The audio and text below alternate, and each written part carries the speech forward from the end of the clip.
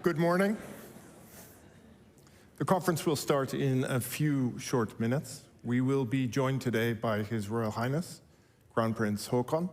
So I would ask you all to rise while the Crown Prince and his party take their seats.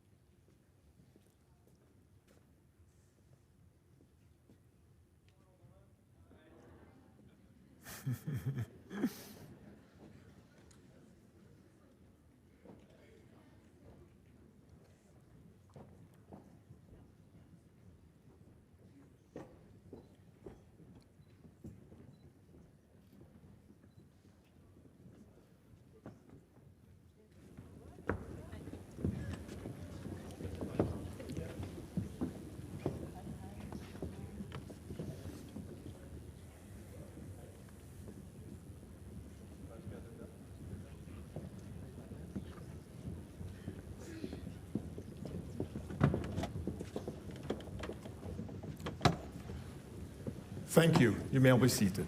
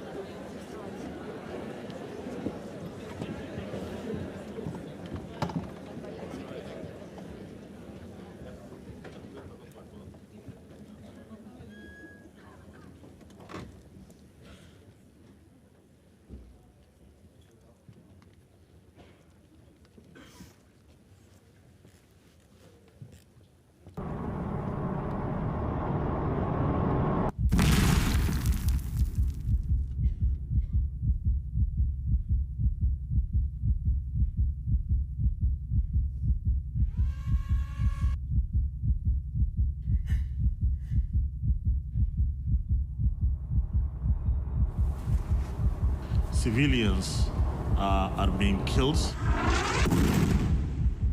Civilians are starving. Civilians are the ones who are paying the price of this war.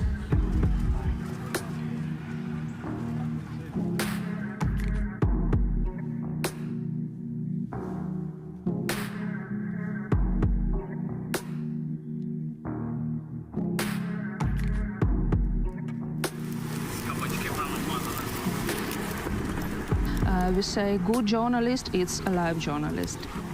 Because we work at home and war in our home, it's really hard.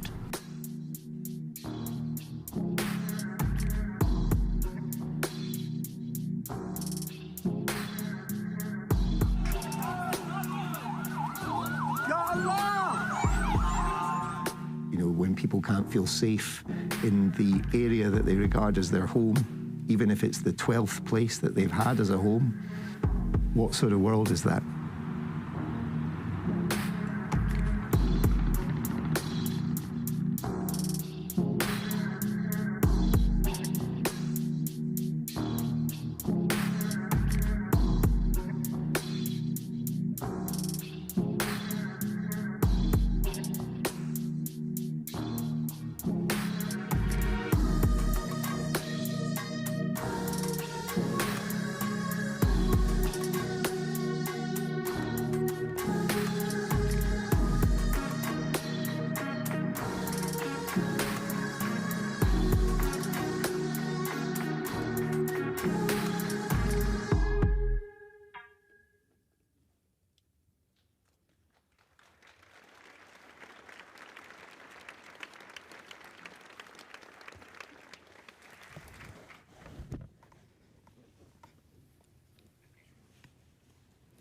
صاحب السمو الملكي، أصحاب المعالي والسعادة، السيدات والسادة، أصدقاء السلام من مختلف أنحاء العالم، يشرفني أن أفتتح هذا المؤتمر بحضوركم الكريم في لحظة يواجه فيها عالمنا أسئلة صعبة حول السلام ومعناه ومسؤوليتنا الجماعية تجاهه. وجودكم هنا اليوم هو تعبير عن التزام مشترك بأن السلام أكثر من مجرد كلمة في مؤتمرات، بل التزام أخلاقي يتطلب شجاعة في الموقف ووضوحاً في الانحياز للإنسان. قبل 7 سنوات وقفت على سيارة في إحدى شوارع الخرطوم مرتدية ثوباً أبيضاً أهتف مع الآلاف من أبناء وبنات بلادي. في تلك اللحظة لم أكن أفكر في الرمزية ولا في الألقاب، كنت فقط شابة سودانية تحلم بوطن يستحق الحياة. ذلك المشهد منحني لقب كنداكا، لكن الحقيقة أن السودان كان ولا يزال مليئاً بالكنداكات، بنساء وقفنا وصمدنا وحلمنا ودفعنا ثمناً باهظاً. اليوم بعد 7 سنوات أقف أمامكم، والسودان لا يعيش أزمة إنسانية، أزمة سياسية فقط، بل كارثة إنسانية مكتملة الأركان. ما يحدث في السودان ليس حرباً أهلية وليس صراعاً بين مكونات المجتمع. ما يحدث هو حرب مدعومة من الخارج، حرب تغذى بالمال وبالسلاح وبالدعم اللوجستي وبالإمدادات الغذائية والطبية، مما أطال من أمد الحرب وحول حياة الملايين من المدنيين إلى جحيم مفتوح. قوات الدعم السريع تلقت هذا الدعم بطرق متعددة واستخدمته لارتكاب فظائع لا يمكن وصفها إلا بأنها جرائم حرب وجرائم ضد الإنسانية. في الفاشر، في بارا، وفي مدن وقرى قد لا تصل أخبارها إلى عناوين الصحف العالمية، شهدنا قتلاً وحشياً بأبشع الطرق، مجازر جماعية، تجويعاً متعمداً، وإبادة مجتمعات كاملة، واعتداءات وانتهاكات ممنهجة، واغتصابات واسعة النطاق استهدفت النساء والأطفال كسلاح لكسر المجتمع. هذه ليست أضراراً جانبية للحرب، هذه استراتيجية رعب. وهذه الحرب لا تستهدف الإنسان السوداني فقط، بل تستهدف أرضه، ثرواته ومستقبله. في حديث سابق قلت أن حلمي هو أن أعود إلى السودان حاملة شهادة جامعية وأساهم في بناء بلدي. اليوم ذلك الحلم لم يمت، ولكنه أصبح أثقل. أنا الآن أم لطفلة صغيرة، وحين أفكر في العودة لا أفكر في وطني، بل أفكر في الأمان، في المدرسة، في المستقبل. وأطرح السؤال الذي تطرحه الآلاف الأمهات السودانيات: هل هذا وطن يمكن أن نربي فيه أبنائنا بكرامة وأمان؟ ورغم كل هذا أنا لا أؤمن بأن السودان بلد ميؤوس منه، لكنني أؤمن أن السلام لا يمكن أن يبنى بالإنكار. الخطوة الأولى نحو السلام هي الاعتراف بالحقيقة، والحقيقة هي لا سلام بدون محاسبة، ولا سلام مع من ارتكب هذه الجرائم، ولا سلام مع ميليشيا يسمح لها بالإفلات من العدالة باسم السياسة أو الخوف من الفراغ. إذا كان العالم جاداً في الحديث عن السلام، فعليه أن يكون جاداً في تسمية الأمور بأسمائها. الاعتراف بقوات الدعم السريع كمنظمة إرهابية ومحاسبة قياداتها وتحويل كل من ارتكب الجرائم إلى المحكمة الجنائية الدولية ليس عملاً انتقامياً، إنه خطوة أولى وضرورية في صناعة السلام. الحياد في مواجهة هذه الفظائع ليس دبلوماسية، إنه تواطؤ بالصمت، ولا تنمية مع أمراء الحرب، ولا استقرار مع الإفلات من العقاب، ولا مستقبل يبنى على جماجم الآلاف من المدنيين في السودان. السودان اليوم ليس مجرد أزمة إنسانية ولا مأساة بعيدة عن هذا العالم. السودان اختبار أخلاقي، اختبار لما إذا كان المجتمع الدولي لا يزال يؤمن بأن حياة المدنيين لها قيمة، وبأن السلام أكثر من مجرد كلمة في مؤتمرات. إذا سمح لما يحدث في السودان أن يستمر في الظل، إذا استمر الصمت واستمر الإفلات من العقاب واستمر التعامل مع الجناة كشركاء محتملين في الاستقرار، فإن سؤال هذا المؤتمر بيس أوت لن يكون سؤالاً نظرياً، بل واقعاً عالمياً نعيشه جميعنا.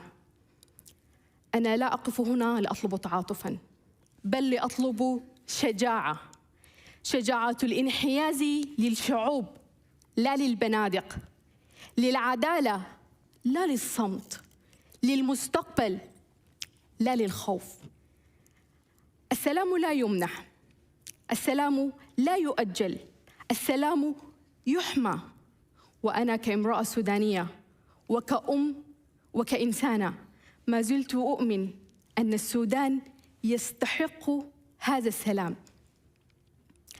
لكن الإيمان وحده لا يكفي، والسؤال الحقيقي ليس هل السلام ممكن، بل هل نحن مستعدون لدفع الثمن العدالة من أجل حمايته؟ شكراً لكم.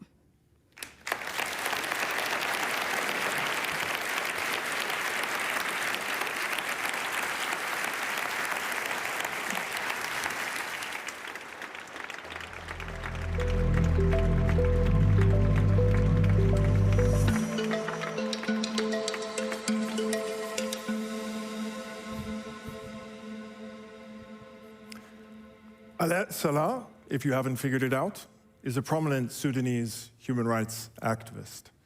She is also known as the icon of the Sudanese revolution, the Kandaka of April 2019.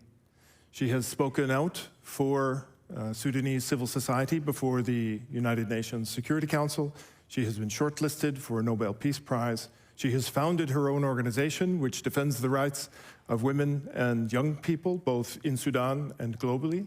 And she is now a recent graduate from architectural school. We are deeply grateful that Alaa was able to be with us here today. Thank you, Alaa.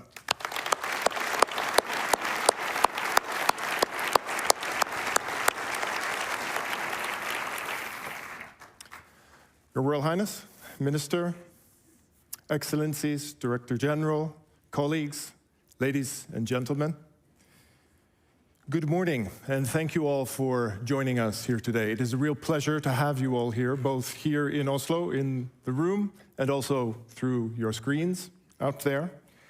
My name is Mark Taylor. I'm a senior advisor in the Nansen Support Program for Ukraine. That's the department in Norad that handles the civilian assistance to Ukraine.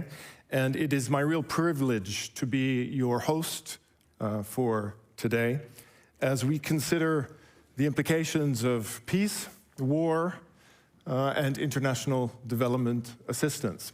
So welcome to the Norad Conference 2026.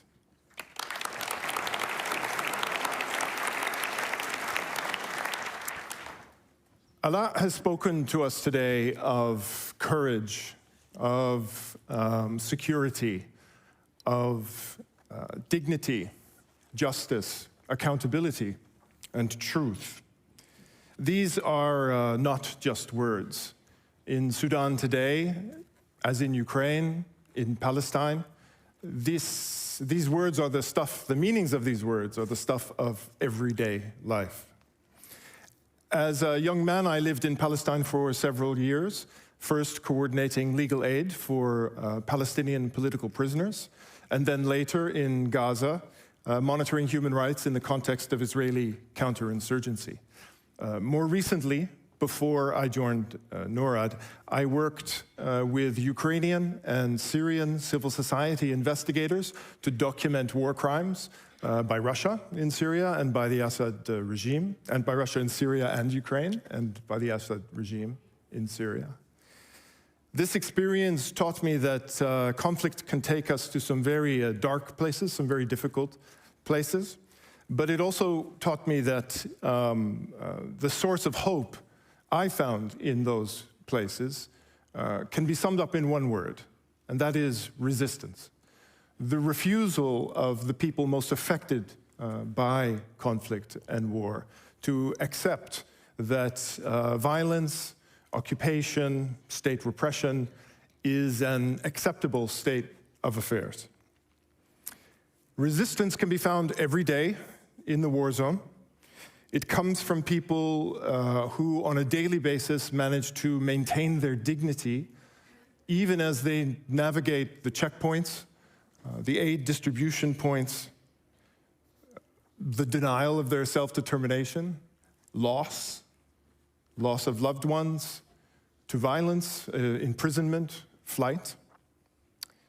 Resistance can also be found in the solidarity that mobilizes people to save lives, to distribute aid, to teach, to report from the front lines, to document the actions of the perpetrators. Resistance, in other words, as a refusal to accept that war is the end of the story. Now, it's impossible to do justice to the human suffering in war and conflict, especially in a conference like this. But it is also impossible to have an honest discussion about peace, conflict, and development assistance without grappling with the nature of war. So to take Allah at her word, what does courage look like when your home is bombed, your city or town razed to the ground? How to survive when you're attacked, starved, your healthcare system targeted, your land stolen? Where is accountability? Where is justice? And if anything, what can we do about it? Today, you will hear as many questions as you will answers. And this, of course, will be by no means the last word. But we do promise an attempt to grapple with the policy implications of war for development assistance. What are the implications of declining aid budgets in a time of rising violence in the international system? What does it mean to prevent conflict when those with the most power in the international system are increasingly the main source of violence in the international system?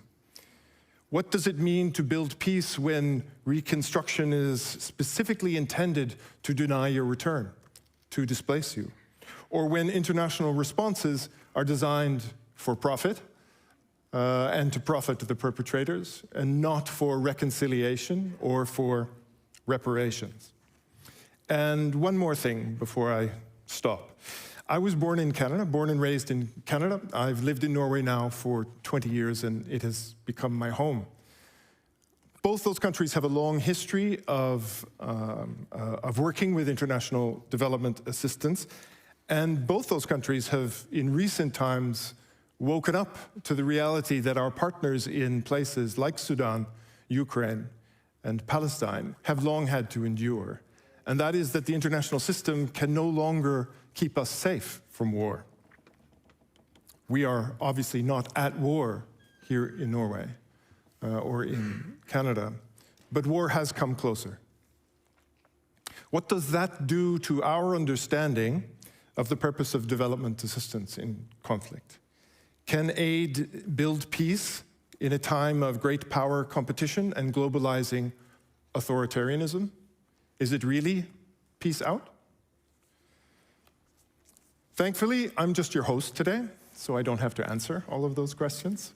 But we do have a program packed with people who can help us understand at least some of the dilemmas that we face in trying to answer these questions. They are policymakers, academics, activists, journalists, humanitarians. And I have a number of Norad colleagues who will join us throughout the day to help facilitate that discussion. The first of these is Gunjurid Ruseth. Gunjurid has over 27 years of experience as a Norwegian diplomat, managing Norway's relations to the United Nations and international financial institutions on issues like human rights and humanitarian affairs, all of which is a very good thing because Gunjurid is the Director General of Norad. She has the honor of formally welcoming you with some words of introduction. Gunjurid, the floor is yours.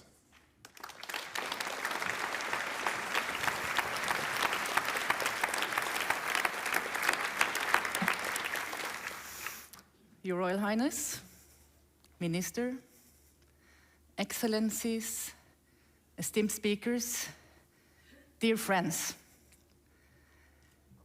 Development work is founded on optimism. It began after the Second World War in the belief that everything will get better. Now, it seems like we are at a turning point. Norad's own estimates show that 1 in 10 still live in extreme poverty. The massive decline in poverty that we saw in the 90s and early 2000s has more or less stopped. Trends have reversed also across other development areas. Conflict, violence, and political instability is a central cause of this. The world has not seen this many armed conflicts since the Second World War, and most of these conflicts never make it to the headlines. Most of them are in poorer countries. The steady increase in conflicts happens alongside deep cuts in humanitarian assistance and development aid.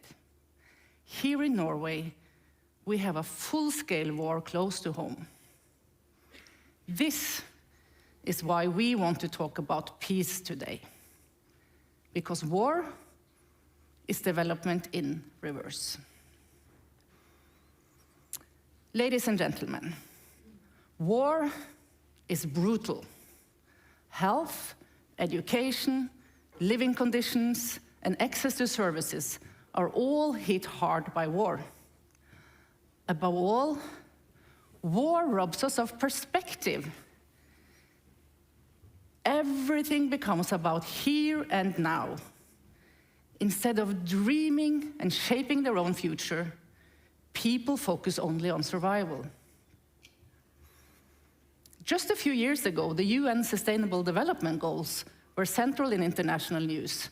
Now, they are almost absent. War is everywhere. The world should urgently turn its attention back to these goals. It's not one or the other. Poverty breeds conflict, and conflict leads to poverty. We must invest in development. In short, war is expensive, prevention is cheaper. Dear friends, I mentioned the brutality of war, but even in war, in all its cruelty, there is humanity. In Kyiv, I met the EdCamp movement, a community of teachers. Under constant airstrikes and violent raids, Svitlana Stelmak and other teachers risked their lives to ensure that the Ukrainian children have prospects for a better future. Today, you will hear stories, powerful stories of compassion and courage in extremely difficult times. From the emergency response rooms in Sudan, to brave aid workers and journalists who risk their lives to bear witness. Humanitarian personnel and journalists should never be targeted in war. This is not respected. The people you will see on this stage today are true heroes, defending international humanitarian law and bringing the truth to light. So, back to our question of today. Peace out? Is it really game over for peace? Peace out was a greeting in a time when peace and love were on everyone's lips. While we are here today, 239 million individuals are fighting to survive and need humanitarian assistance. Each one of them has a name, a story, a face. So, we need to talk about peace. Remember, the world has come through wars, conflicts, and crises before. International dialogue and the commitment of international organizations and individuals has made this possible. We have just heard from Ala Salah from Sudan. She challenged us and called us to action. Because indifference is an enemy of peace, and fighting it is essential. You see it in war zones across the world. Aid workers put on their emergency vests and go back to work day after day. In Ukraine last fall, I visited a power plant that had been bombed several times. A group of workers still came to work there every single day. They risked their lives to quite literally create light in the darkness for the Ukrainian people. I think about them every day. Ladies and gentlemen, there are things we can do. We can provide organizations with multi-year funding so they can invest and adapt and plan. We must protect and invest in a strong UN. Its mandate is as important now as when it was founded. We must strengthen all its three pillars: peace and security, development, and human rights. Since 2006, the UN Peace Building Fund has invested in peace across the globe. Norway has supported this work. 20 years ago, Burundi faced a brutal civil war and extensive poverty. A network of women mediators was established. Today, it has more than 14,000 members and have addressed close to 5,000 conflicts. Important partners for us, such as the World Bank and the World Food Programme, provide preventive cash transfers. They allow us to act before a crisis hits. Friends, many fear war. A recent Norad study shows that 3 out of 4 Norwegians are worried about war and conflict. The answer is to act. Invest in active peace work. Engage in prevention. Do not accept that it's game over for peace. Hope is not irrational. Hope is a basis for courage and a catalyst for action. We have overcome great challenges before, and we will do so again. We must act now so that those living in war and conflict can continue to dream. Their hope must be protected, nurtured, and transformed into action. In the spirit of the original Peace Out, I would like to end with a quote from Jimi Hendrix. When the power of love overcomes the love of power, the world will know peace. Thank you. Peace out.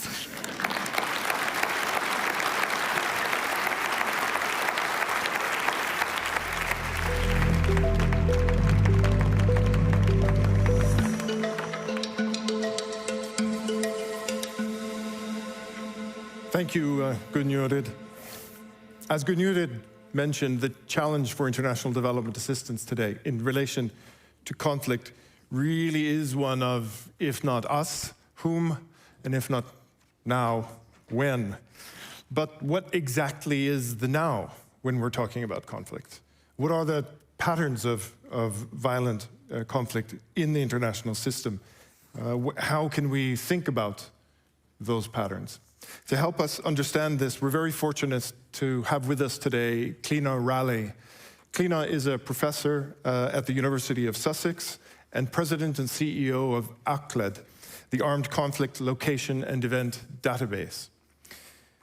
Cliona first established ACLED during her PhD work, but it has since grown into an organization of over 260 members in 100 different countries, providing real-time data on violent conflict across the world to decision makers, from mayors to world leaders. Please welcome Professor Raleigh.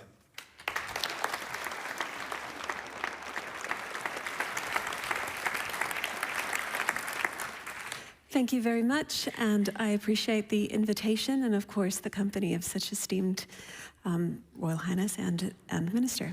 Actually, ACLED was established not far from here. It was when I was at PRIO, starting my PhD. So it's a real delight to have the opportunity to present to a Norwegian audience today. So I'm typically brought in for bad news, and I have plenty of it, and I'm sorry about that. What we're going to be talking about today is what conflict currently looks like within the system and how bad it's likely to get, which is very bad. All right.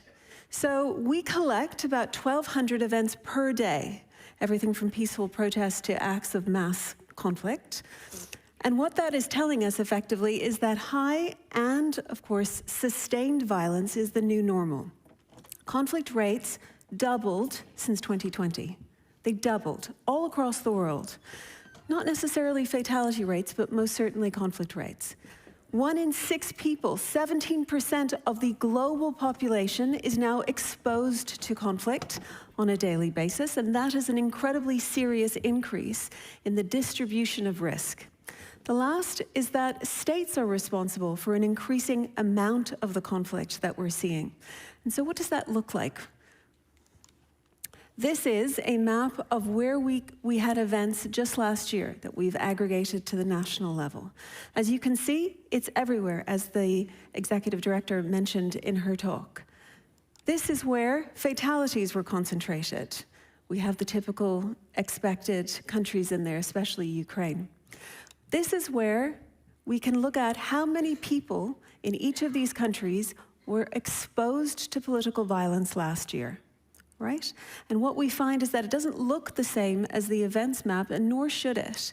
But this is about areas, urban areas, and repeated attacks on communities. And it gives us a sense of how ingrained conflict is to these various people as they go through their life.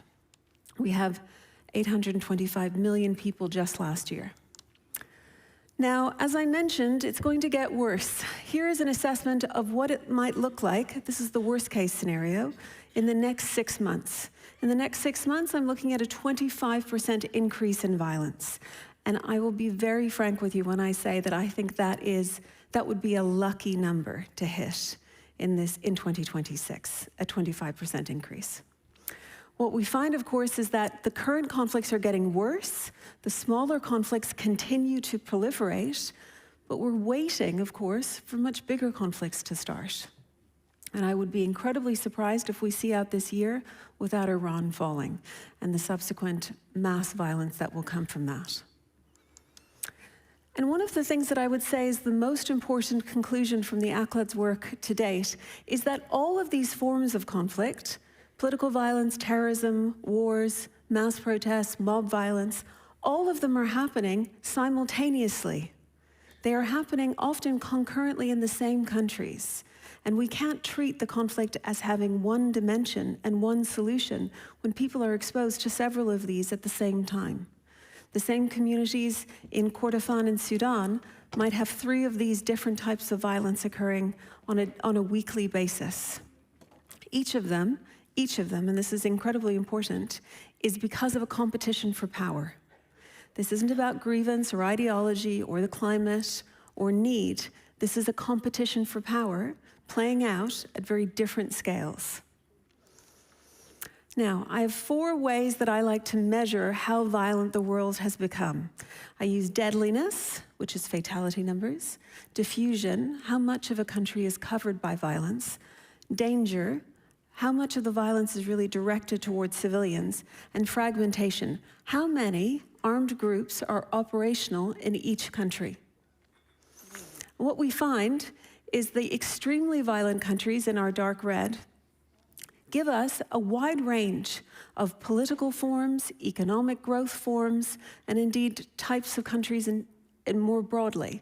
But we have a huge number of countries, 50, in which they have either turbulent, high, or extreme levels of conflict just in the last year. I know that an awful lot of the media is focused on Ukraine and Gaza, and they should have been. Sudan too. But really, conflict has become such a widespread problem for so many people that we need to turn our attention to how people are living and managing very high level and increasing levels of conflict. Here's the top 10. Palestine, Myanmar, Syria, Mexico, Nigeria, Ecuador, Brazil, Haiti, Sudan, and Pakistan. Very different places. Each of them sustaining an extreme level of conflict in its citizens. Each of these governments under mass pressure, often contributing to that pressure. But what is noticeable here is how different the forms of conflict are in each of those countries. This isn't a one-size-fits-all again. It is a mass reflection of how variable conflict has become. Here are some conclusions from that. I'll start at the one over here. 4 of the 10 countries with the most intense political violence are in Latin America and the Caribbean. 4 of the 10. Each of those countries, barring Haiti, had a positive economic growth rate last year. Each of them held an election in the recent past. This does not look like your typical civil war and academic conclusions about where we expect to see violence and what it should look like into the future. There is a spectrum of conflict, and it's starting with crime, and it's starting to become very much imbued with political violence and mass conflict. And what's happening in Latin America should be a sign for us all, because it's going into African states, and I think it will spread further. Extremely difficult conflict to deal with. Ukraine was the most deadly, with over almost 80 killed. In fact, there was a report today that I think found that 1.3 million people have been killed in that war overall. Virtually everybody in Palestine has been exposed to violence repeatedly. And of course, over 240 people were killed just last year, and that is a very conservative estimate. So what's driving it? As I mentioned, it's the new normal. This is what it looks like in Europe at the moment, where we've had a massive increase in conflict. Now, we may hope that that would go away after some security guarantees, but it's far more likely that it's likely to decline slightly, but sustain a very, very high level of conflict. The Middle East, of course, has also seen an increase, recently decreased, although that looks to be largely temporary. But all the other places, Africa, Latin America, and the Asia Pacific, have high rates that are very sustainable. Nothing seems to move these numbers. None of the policies and none of the aid money seems to move the very high and sustained amount of violence we're seeing in these countries. And we have to reflect on the fact that perhaps we went about solving this problem in the wrong way. 1 in 6 people, and especially civilians, have been exposed to conflict. There is also, I would say, kind of an exhaustion within the international community around civilian harm. And instead, we've turned to thinking about great power competition. Civilians don't feature well in a great power competition conversation, and yet they are central to how we're going to solve this problem and understand how people have to manage multiple forms of conflict risk. States are contributing an ever-increasing amount and share of global conflict. Again, I mentioned that post-COVID, we've seen drastically different patterns, and one of them is the very, very high level of state violence. Now, of course, this is largely driven by Russia and Israel, but many states are preparing to engage in much more violence. Defense spending has been extreme across the world, and that defense spending will translate into more state violence. But also, more non-state armed groups are starting to use technologies that make it far easier to kill more civilians, and of course, to contest power as they see it. This is the number of drone attacks that non-state armed groups are starting to engage in. So we're seeing a changing, sophisticated, technologically advanced form of conflict taking over what typically had been an inquiry into civil wars. So I wanted us to really reflect on a few things here. One is that there's a lot of violent labor in the world. There's a lot of defense spending and a lot of violent labor. It will translate into much more violence. Conflict is highly adaptable and often finds that it changes shape, actors, direction when it needs to in order to survive. And in fact, political survival is one of the main messages that I would say needs to underscore our analysis of all conflict here. People are willing to use quite high levels of violence to do so. Small conflicts matter, in part because disorder runs up and down this system. Of course, there'll be mass global conflict, I think, that we're expecting within the next 5 years, but the small conflicts will contribute to that as much as the large ones do.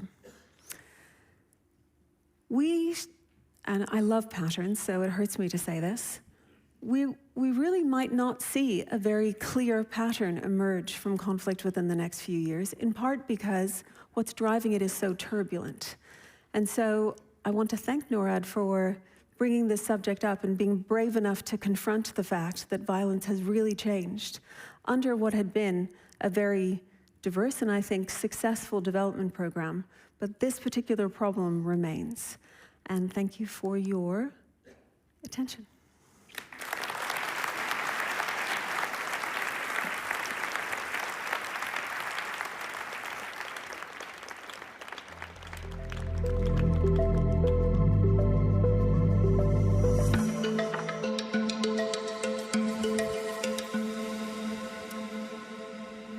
Thank you, Klina. It may seem a bit obvious to say, but it is in conflict, the kind of conflicts we've just heard about, that human rights is most at risk. Our international system, the international norms, of course, give states the primary duty to ensure respect for human rights and to protect human rights. But in these kinds of situations that Klina has just described, state budgets are going towards defense. There's less money to help to realize rights. States are losing control of territory. They're simply unable to protect rights. Or the states are the primary source of human rights abuse. One of the principal ways that the international system responds to these challenges is through the human rights institutions of the United Nations. And we are grateful to have the leader of one of those institutions with us here today, and that is Volker Türk, the High Commissioner for Human Rights. Volker Türk has worked previously in the UN Secretary General's Executive Office, as well as in the office of the UN High Commissioner for Refugees, coordinating global policy initiatives. Throughout his career, he has worked to advance human rights with a particular focus on those most affected by conflict, such as refugees and stateless persons. Welcome, High Commissioner. The word is yours.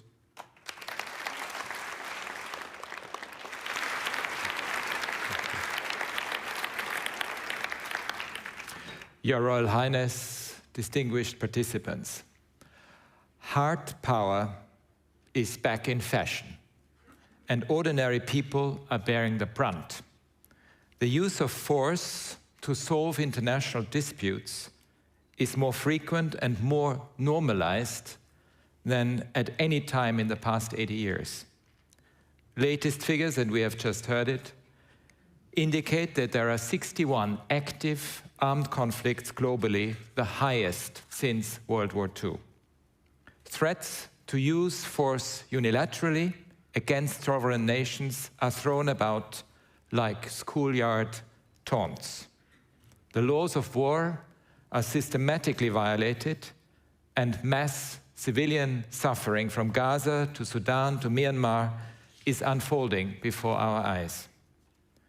Warring parties double down rather than pursue efforts for peace. They launch even heavier strikes after losing territory.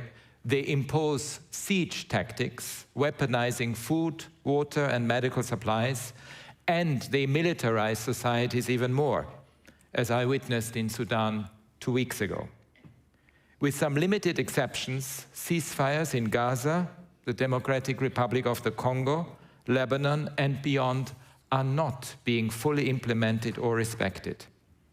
According to one study, the successful resolution of violent conflicts is lower than at any point in the last 50 years. Wars that ended in a decisive victory fell from 49% in the 1970s to 9% in the 2010s, while those that ended through peace agreements fell from 23% to 4% over the same period. And we all know about how global military spending has gone up. In fact, it has reached an all-time high of $2.7 trillion US. That is 13 times more than global development aid. And thanks in part to cuts in aid, human progress and well-being are going backwards. It is unfathomable that for the first time this century, figures indicate that 200,000 more children under 5 died in 2025 compared to the previous year.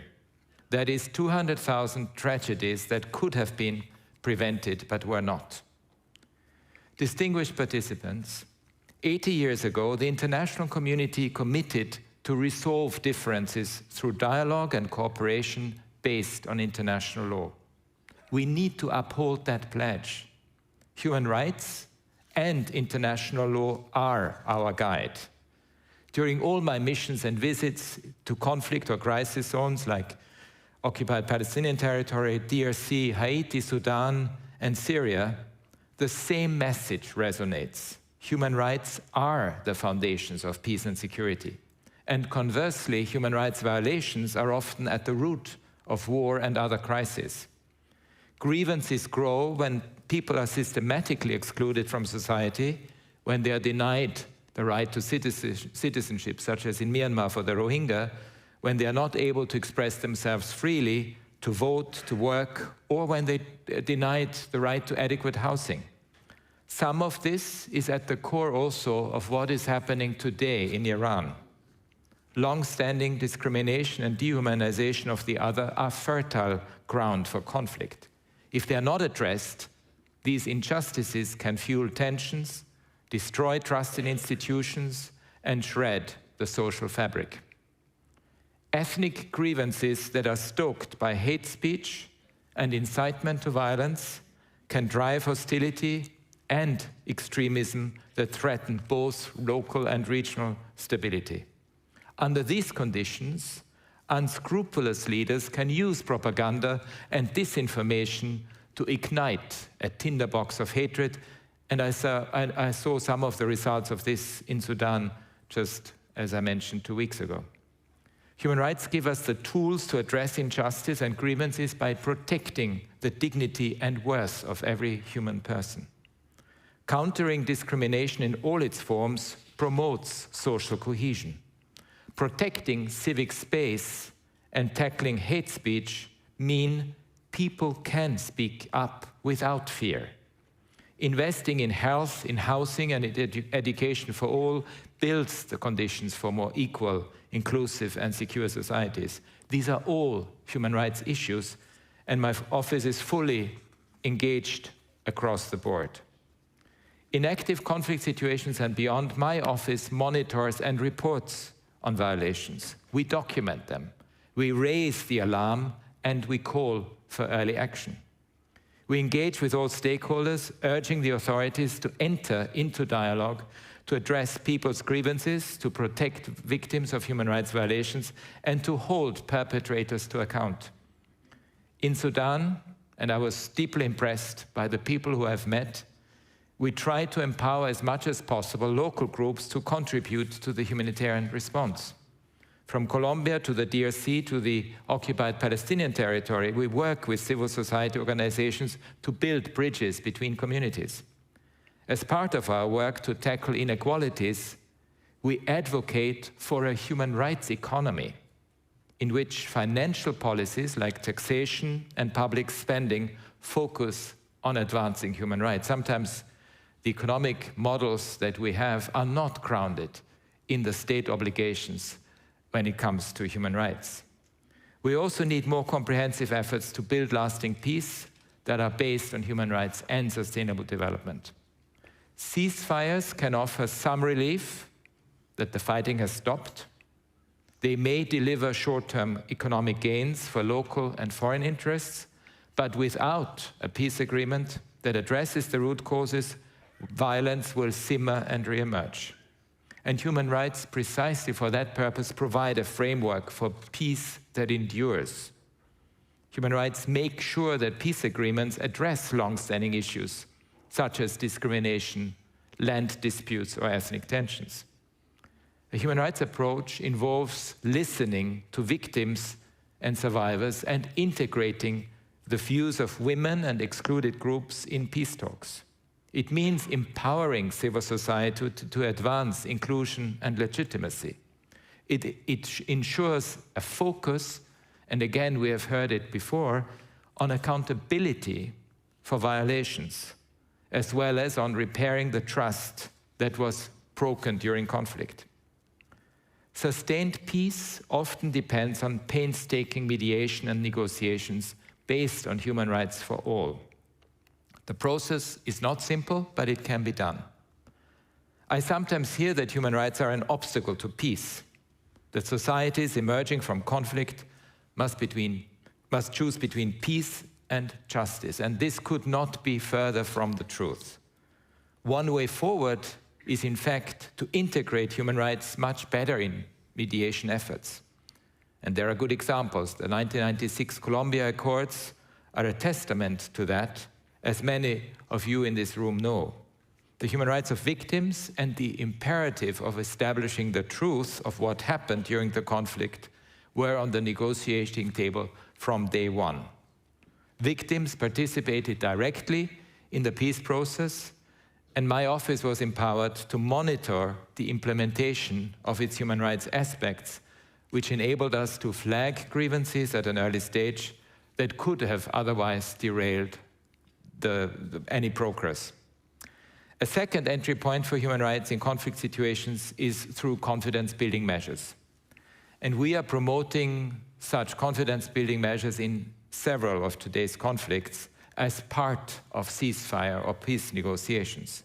In fact, they can open up the political space to discuss harder issues, but also to build trust over time. For example, when it comes to Russia's war in Ukraine, we are working to promote confidence-building measures that include commitments not to use weapons and drones in densely populated areas, and not to target critical energy infrastructure such as electricity and heating. These should be fundamental principles of warfare, but as we all see on a daily basis almost, they are unfortunately gravely breached. In Sudan, confidence-building measures could include agreements to share information on missing people and to release people who were arbitrarily detained. Confidence-building measures can also help prevent conflict from erupting. For example, in Iran, they could include independent investigations into all human rights violations and a commitment to deep reforms to rebuild trust. War is not an inevitability, and we cannot accept it as the new normal. Many of the founders of the United Nations had just returned from a brutal conflict. They were intimately aware that pursuing peace is the ultimate act of courage and hope. And we need to find inspiration in their example and commit to structural efforts, finally, to end war as a tool of international relations. We need to be clear that our goal is a net zero war. We need to put our resources into building conditions for peaceful societies.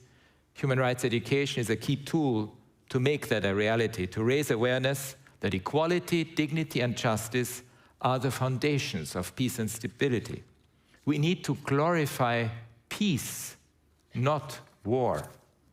And I would like to see departments of peace in governments around the world, peace correspondents in media organizations, and the teaching of the history of peace movements, of mediation and diplomacy in schools. At the international level, while some powerful states are weakening the multilateral system, we need the rest, and that's the vast majority, to be even bolder and more joined up in their response. States need to speak louder with one clear voice in support of the United Nations Charter and of international law.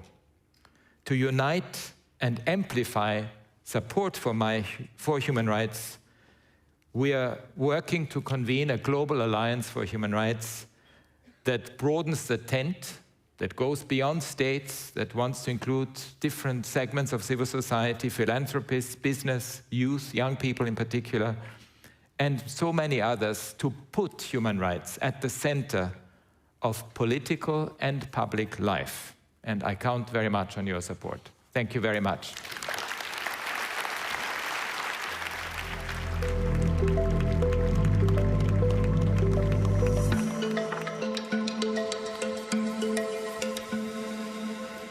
Thank you, High Commissioner. Only a few days ago, Norway's Minister of International Development launched a reform process under the banner headline that we had hit an iceberg, but were not quite aware of it. Minister Åsmund Aukrust is a long-time member of the Norwegian Parliament, including as a leading member of the Foreign Affairs and Defense Committees. He joins us today to put our topic today in a political context. Minister, the word is yours.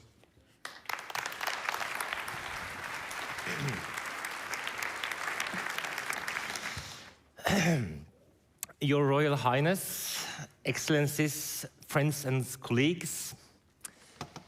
Krig forakt for liv. War is contempt for life. This is stated in Nordahl's Grieg famous poem To the Youth. And this is what we just heard from Allah Shalah's strong history from Sudan. And this is what the people in Ukraine, in Palestine, and so many other places in the world are living through every day. Contempt of life. I would like to use the opportunity to thank Norad and Gunn for choosing this as this year's theme for this conference. Because war and conflict are reserving progress achieved over decades on peace, rights, and development. There is no doubt war and conflicts are the biggest threats for development in the world that we are living in today.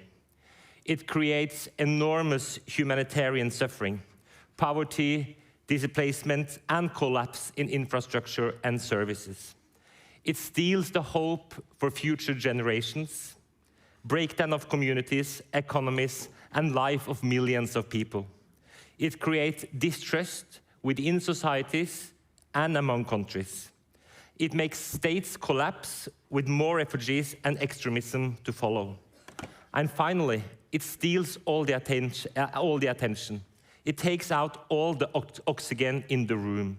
War and conflict dominate the political agenda and redirect funding to emergency response and security needs. Therefore, a strong message from this conference is that a fundament for development is to end war and conflict.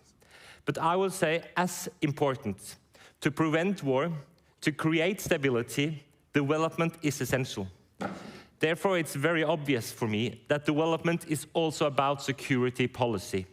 And it's one of the answers to the very challenging world that we are living in today. Dear friends, we are here because we believe in international solidarity. We know it's possible to make a difference, to make the world a better and safer place for all. Development assistance has, throughout the last years, contributed to a historical improvement in global economic and social development. Poverty has been reduced. Millions have learned to write and read, and protected from life-threatening diseases. But today, when we meet here in January 2026, we are a part of the biggest changes in international development cooperation in modern history. We are facing many crises at the same time. A financial crisis with enormous cuts from many of our partners, with a political crisis, with attacks on the multilateral cooperation, on international law, and the whole system of a rule-based world order. And worst of all, of course, is a crisis on the ground, with millions of people living in war, conflict, and humanitarian catastrophes. This demands a lot of us. We need to work harder, wiser, and to be better coordinated. There is a saying that we should never let a crisis go to waste. And I know that in this room there are many people that for many years have been working for a reform of the development and humanitarian agenda. Now it's not only a need for a reform, it's completely necessary for the system to survive. The multilateral architecture as we know it needs to be changed. Less fragmentation, stronger systems. We want the outcome of the UN process to be a more effective system working across the pillars of peace, development, and human rights. But I'd like to say to all of you that changes is not about everyone else than ourselves. Because with so dramatic changes out there, we must also look ourselves into the mirror and ask, do we have the right answers? Do we have the right priorities? Are we doing our best in this new world? We are truly living in a turning point internationally. And of course, this must also be reflected in our way of working in our development policy. I'm therefore calling out for a debate of Norwegian development policy. And that's why I, on behalf of the Norwegian government, has initiated a process which will result in a white paper presented to the Parliament. This will be the first one on development in more than 10 years. I'm starting this process without having all the answers, but by asking the questions. And I would like all of you to participate. I want to hear from you, and I think we need to hear from each other. We from the government will travel around in the world and in Norway to have workshops, seminars, and roundtable discussions. We will raise difficult dilemmas and be self-critical. Through this process, we aim to learn, to listen, to discuss, to be challenged, and to be inspired. We will also try to listen to stakeholders and participants beyond those voices that normally hear in debates about development. And of course, we will listen to our partners abroad. Very often debates about our priorities in Norway is about us. But we should ask ourselves, what is the need for Norway out there? What does our partner, those we want to reach, want from us? I want to say that I am excited and curious about this process. And I think if we are doing this a good way, we are able to make some brave decisions. We could really lead the way for the international development agenda. Changes is always difficult, but I hope that we together will be able to do so. And I will also like to clarify for you and to be very clear to all of you that our goal is clear. That is to achieve more and to make a bigger difference. From the Labour Party government, we are saying that we need more international solidarity, not less. I want this process, and I would also like to say that I want this process not only to be about funding and development assistance, because as we all know, development policy is about a lot more than funding. Funding alone cannot create sustainable changes. And I think the two most important answers is how to help countries raise more of their own funding through domestic resource mobilization and how to get more private investment in the global south. And if we are able to do the combination of these two, we are really talking about development. But what is certain is to achieve this, we need to fight corruption. Corruption is poison to the system. That's also my message to all the leaders that I meet that ask what can they do to get more private investment in their country. Dear friends, we are living in a world where we also have faced backlash on very many of those values that we've been fighting so hard for so many years. Democracy, human rights, and gender equality. We see that rights, they are attacked from so many different angles at the same time. Latest what we saw with an even stricter gag rule from the DC. And I would like to say to all of us, it's time to step up the game. I want Norway to be the strongest, clearest, and wisest voice promoting these values. We can only succeed if we are forming alliances with other countries and with civil society, those that really are on the front lines. To the end, I started up quoting Nordahl Griegs til ungdommen. War is contempt for life. But the next line is peace is creation. Fred å skape. That is what we need. That is our call to action. And it's up to all of us to take that responsibility. None of us could save the world, but all of us can do more. But what is for certain is that we are failing without hope. Hope is essential for progress. And in these days, where I think many of us have challenges finding hope, I would say that there are especially two things that gives me hope. And the first one is history. History has shown us that we have been through extreme times before. Brutal wars, colonization, terrorist attacks, apartheid, and occupation. But we have overcome, and we will also do this time. We will rebuild, heal, and move forward. And the second one thing that gives me hope is people. War brings out the worst in people. Massacre, violence, and killings. But war also brings out the best in people. In all crises, we see how the hero in the story is ordinary people that are able, in the darkest hours, to take care of each other, protect each other, and be there for each other. So it's really true. Hope is better than hate. People are stronger than weapons, and therefore peace will win over war. Thank you.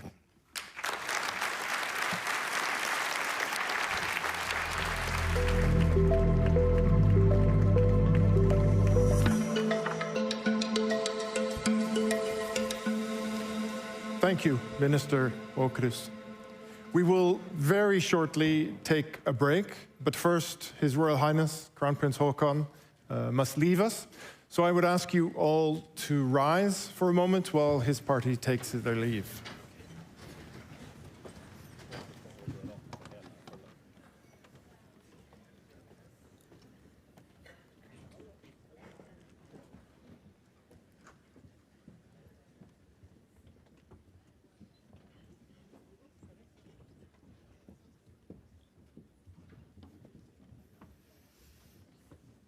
Okay, that was it. Now you have a chance to stretch your legs and be back in 30 minutes. See you then.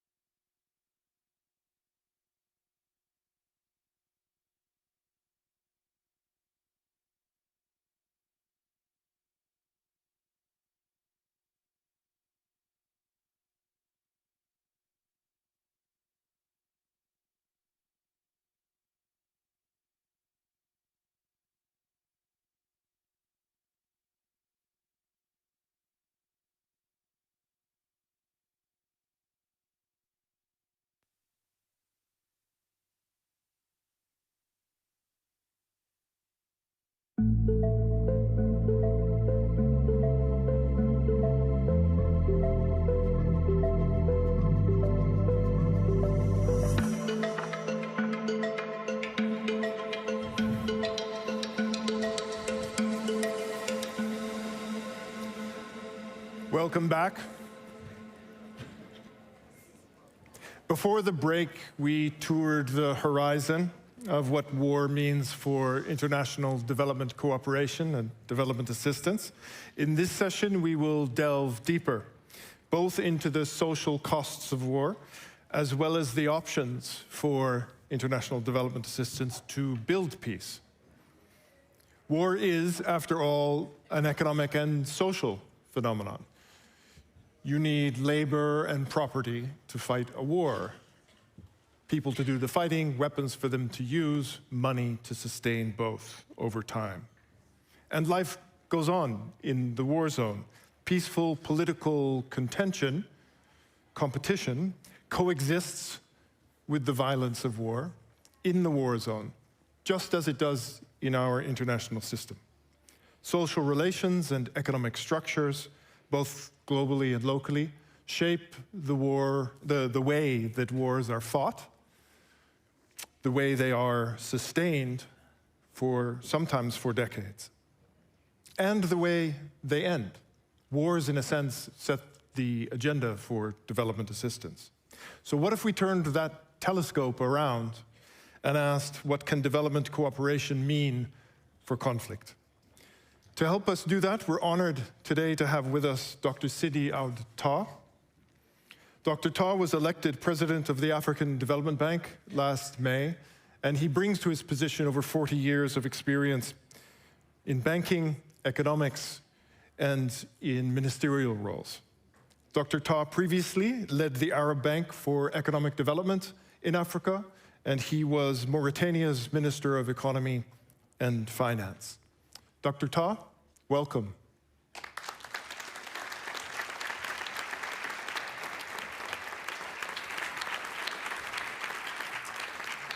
Thank you. Thank you. Good morning. Excellencies, ladies and gentlemen. First, let me thank the Norwegian Agency for Development Cooperation, Norad, for inviting the African Development Bank Group to participate in the 2026 edition of the Norad Conference. I would like to take this opportunity to express my gratitude to the Norwegian authorities for their constant and unwavering support over many years to the African Development Bank Group and the African Development Fund. The strength of this partnership was demonstrated just a few weeks ago in December 2025 at the final pledging session of the 17th replenishment of the African Development Fund. The African Development Fund is a concessional window supporting the continent's 37th low-income countries. At that momentous meeting in London, co-hosted by Ghana and the United Kingdom, our shareholders and partners made history. They made history by mobilizing a record $11 billion. They delivered a resounding reaffirmation of their commitment to the progress and resilience of Africa's most vulnerable nations. Norway's leadership during this negotiation was exemplary.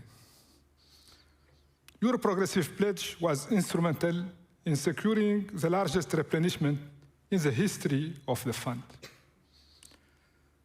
To the Kingdom of Norway, I say, takk.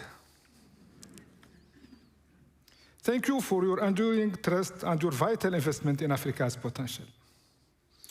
On behalf of the bank, I also extend my gratitude to all the contributing nations whose generosity at the ADF 17 replenishment enabled us to reach new heights in our mission of transformation by delivering development investment to where it is most needed.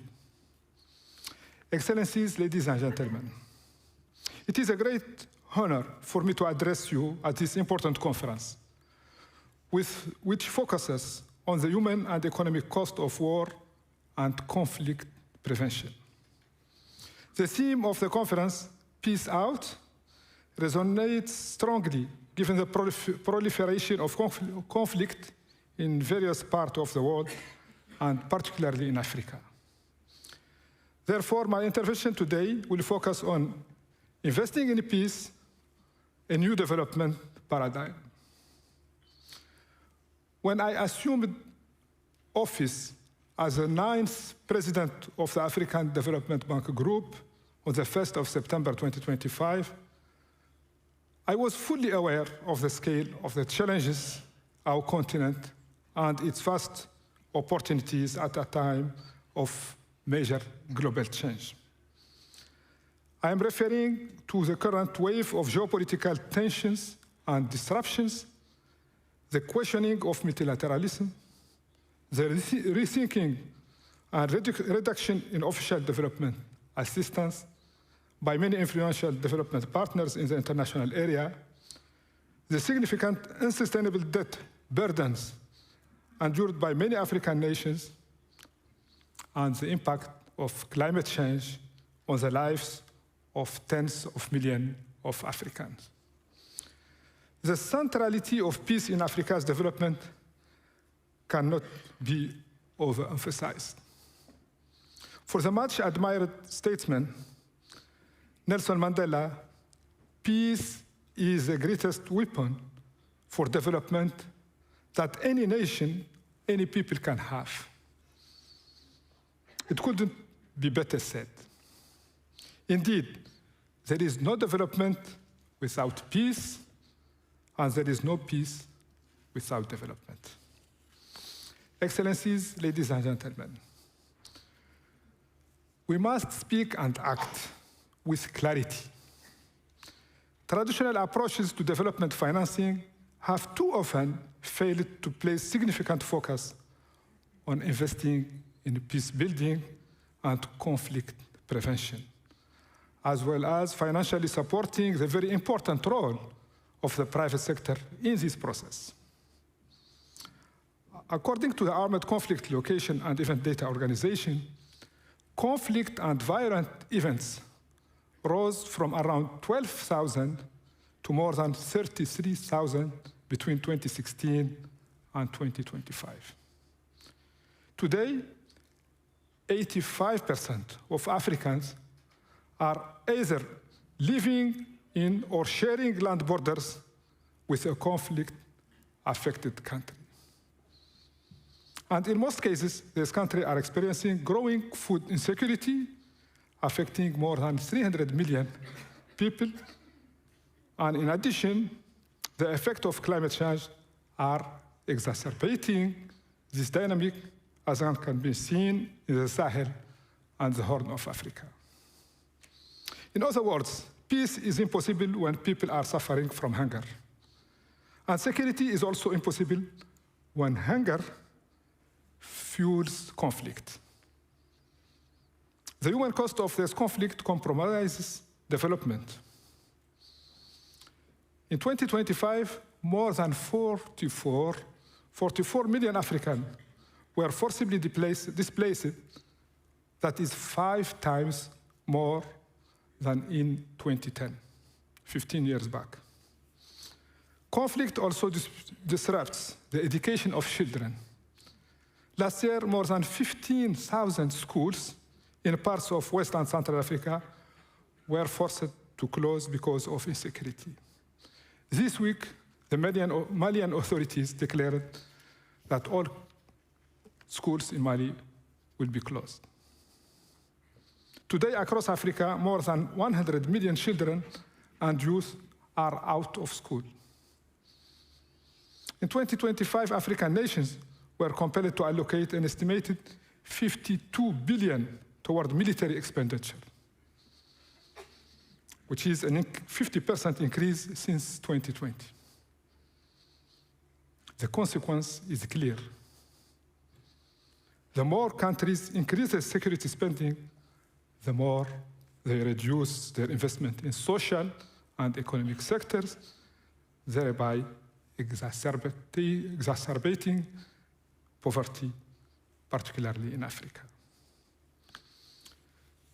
Excellencies, ladies and gentlemen, ongoing and emerging conflict across Africa continue to exact a profound human and economic toll, undermining stability and slowing progress towards sustainable development.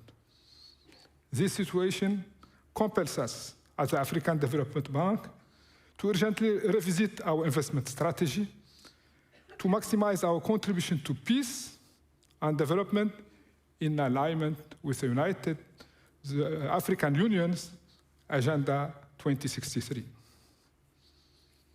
For the past 2 decades, the African Development Bank Group has been innovating in terms of financial instruments for fragile and conflict-affected countries. But we cannot achieve any impactful success in this mission on our own. Enhanced partnerships are essential. In my inauguration speech, I thus committed to do everything in my power to ensure that the African Development Bank Group makes a significant and enlightened contribution to this paradigm change in enhancing partnership for more impactful results. In my first 100 days in office, I met with a wide range of public and private partners involved in the humanitarian development peace nexus. We discussed the most effective ways we can work together strategically. As president of Africa's leading development finance institution, I have defined the 4 cardinal points vision that will shape our priorities and concrete actions in fragile and conflict-affected countries. The first cardinal point is about enhancing access to public and private capital at scale, as these countries and markets are chronically underfunded despite investment opportunities. The second cardinal point is about reforming the continent's financial system to de-risk fragility and to raise funds from African savings and to increase domestic resource mobilization to cater for African needs. The third cardinal point is about harnessing the demographic transition with a focus on at-risk youth as part of a peace-positive investment strategy that creates private sector-led jobs for groups across conflict lines to build social cohesion. The fourth cardinal point is about building infrastructure, resilient infrastructure, and adding value to natural resources in Africa. To drive growth and regional integration and overcome long-standing inequalities and exclusion patterns that drive conflicts. This 4 cardinal point marks a decisive strategic pivot, establishing the bank as a preeminent bridge across our world's most critical divides by harmonizing ambition with execution, public mandate with private enterprise, and operational urgency with institutional governance. The bank serves as the vital link between shores. Crucially, the 4 cardinal points vision anchors the transition from fragility to resilience, providing the essential glue for the peace, security, and development nexus, and ensuring the bank remains an indispensable partner in fostering a stable, connected global landscape. Ladies and gentlemen, official development assistance devoted to humanitarian aid nearly doubled between 2010 and 2019. However, the share devoted to peace building declined. Stakeholders in the humanitarian development peace nexus are exploring new types of partnership, particularly with the private sector and the African diaspora. Recent research estimates that for every dollar invested in peace and conflict prevention, the return can be as high as $103 in countries that recently experienced insecurity. Harnessing this prevention dividend requires a holistic peace and security investment strategy that leverages the private sector. To speak of the human cost of war in Africa is to acknowledge that our young people, our continent's greatest resource, bear its heaviest burden. When insecurity converges with weak institutions,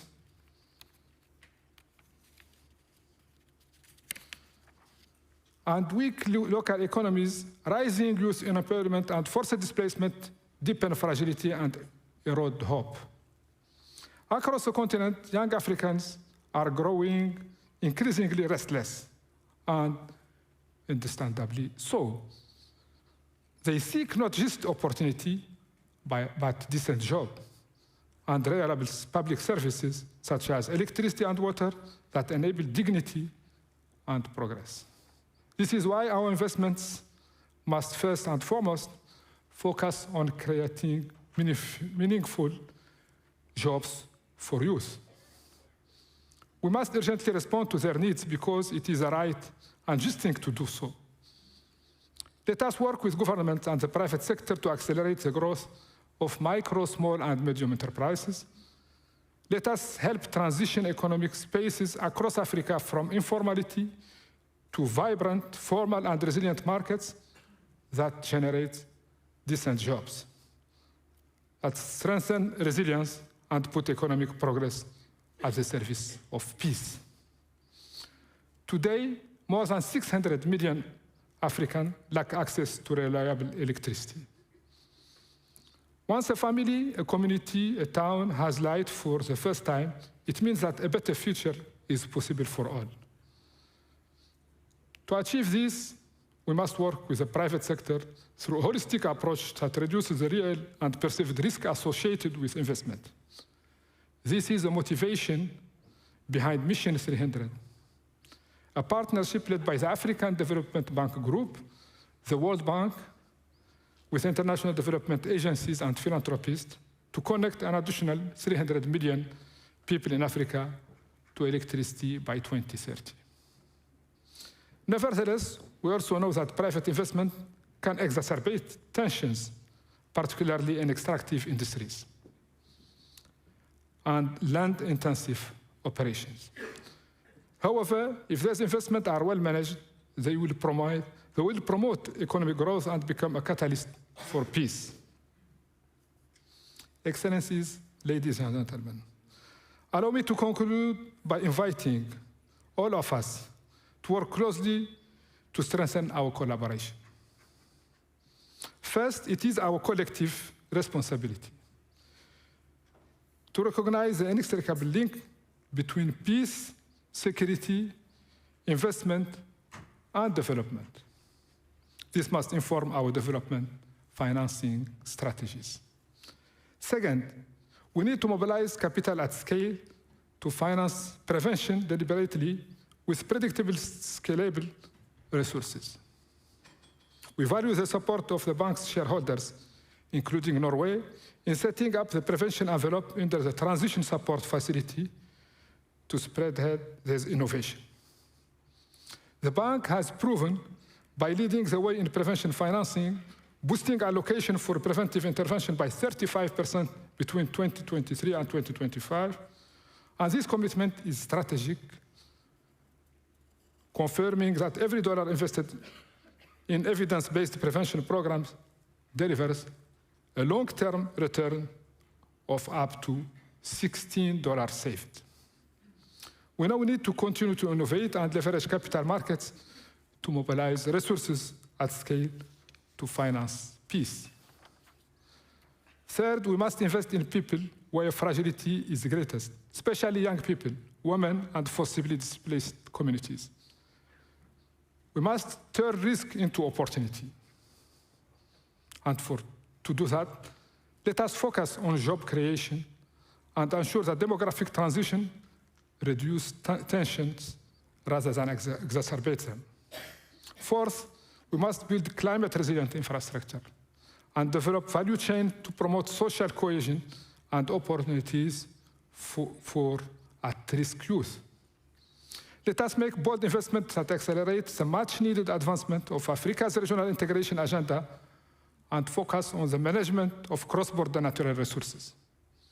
Finally, we must harness the dynamism of the private sector and view these countries not as fragile economies, but as frontier markets brimming with potential.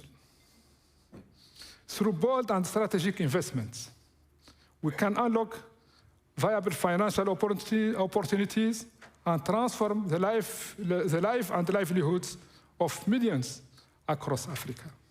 Together, let us adopt a long-term market development approach and use our financial instruments to catalyze private investment, reduce risk, and pool our efforts through platforms.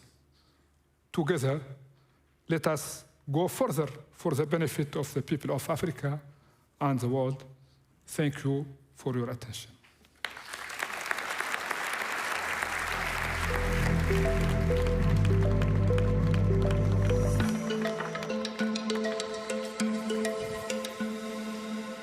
Thank you, Dr. Ta. Our next speaker is an academic whose research has contributed to setting policy agendas globally on issues of social and economic dimensions of armed conflict. Anke Hoffler is Professor of Development Research at the University of Constance and is a member of the Leopoldina, Germany's highest Academy of Sciences. Professor Hoffler received the International Research Award, the Alexander von Humboldt Research Award and professorship, prompting her move from Oxford to Constance. And her research these days focuses on the interdisciplinarity approaches to social and economic dimensions of conflict. Professor Hoffler, the word is yours.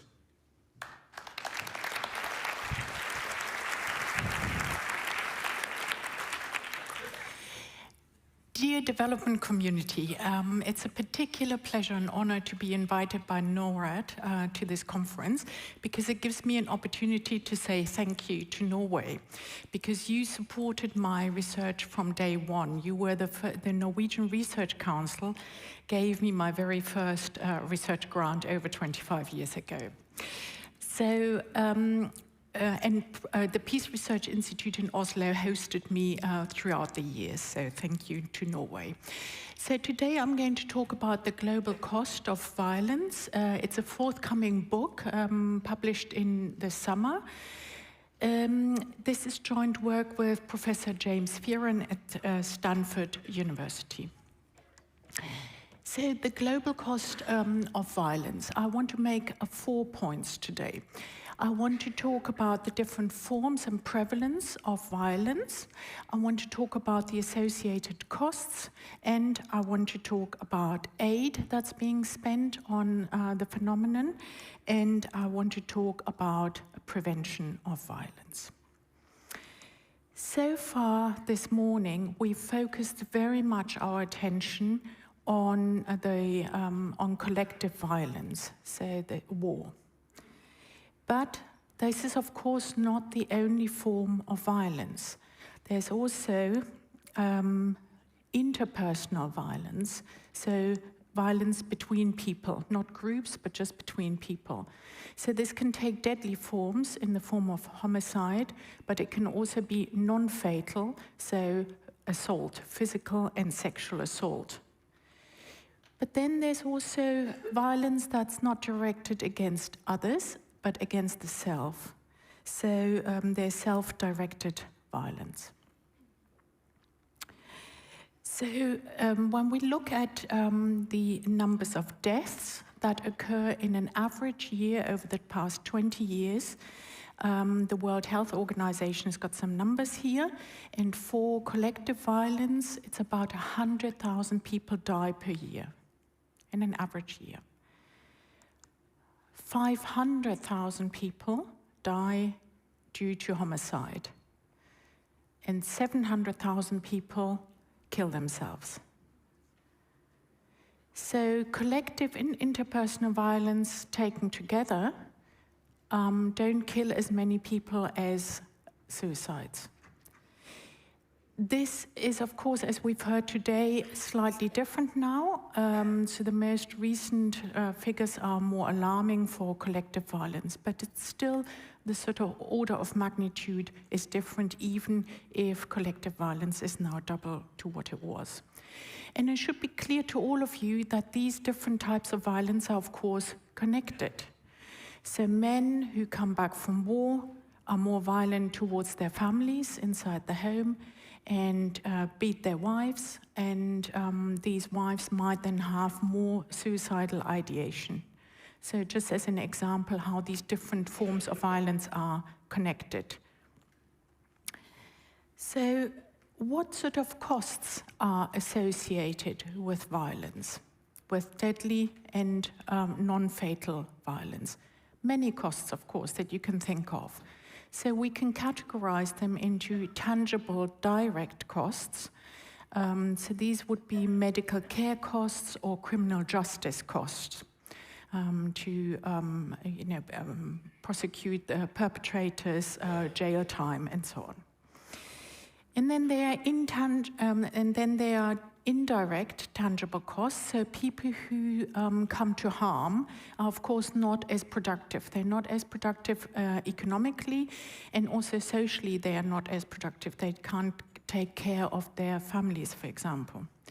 And then we've got intangible costs. So these are sort of hard to measure costs. It's the pain and suffering that people go through. And so when we put all of this together, so these are many, many different items that we sort of aggregate, what does the distribution of cost then look like?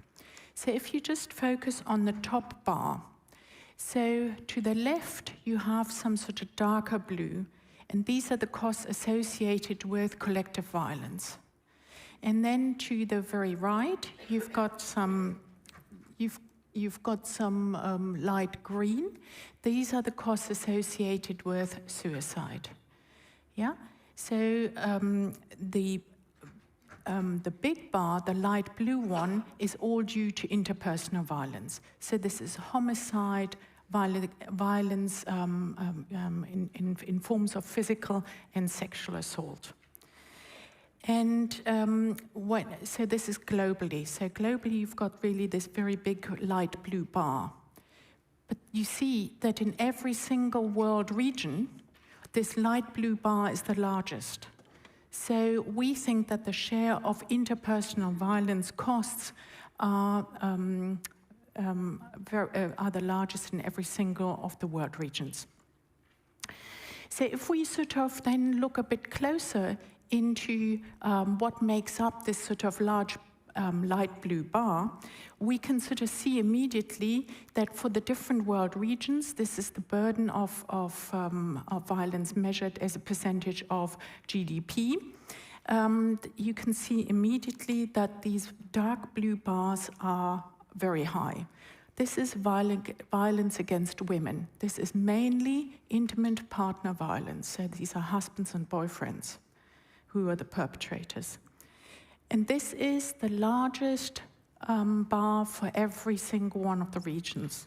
Another very high bar is violence against children. This is mainly parental violence. This is physical punishment of children in the home. There is, of course, some regional variation. You can sort of see that, for example, for Latin America, homicide has got a high bar.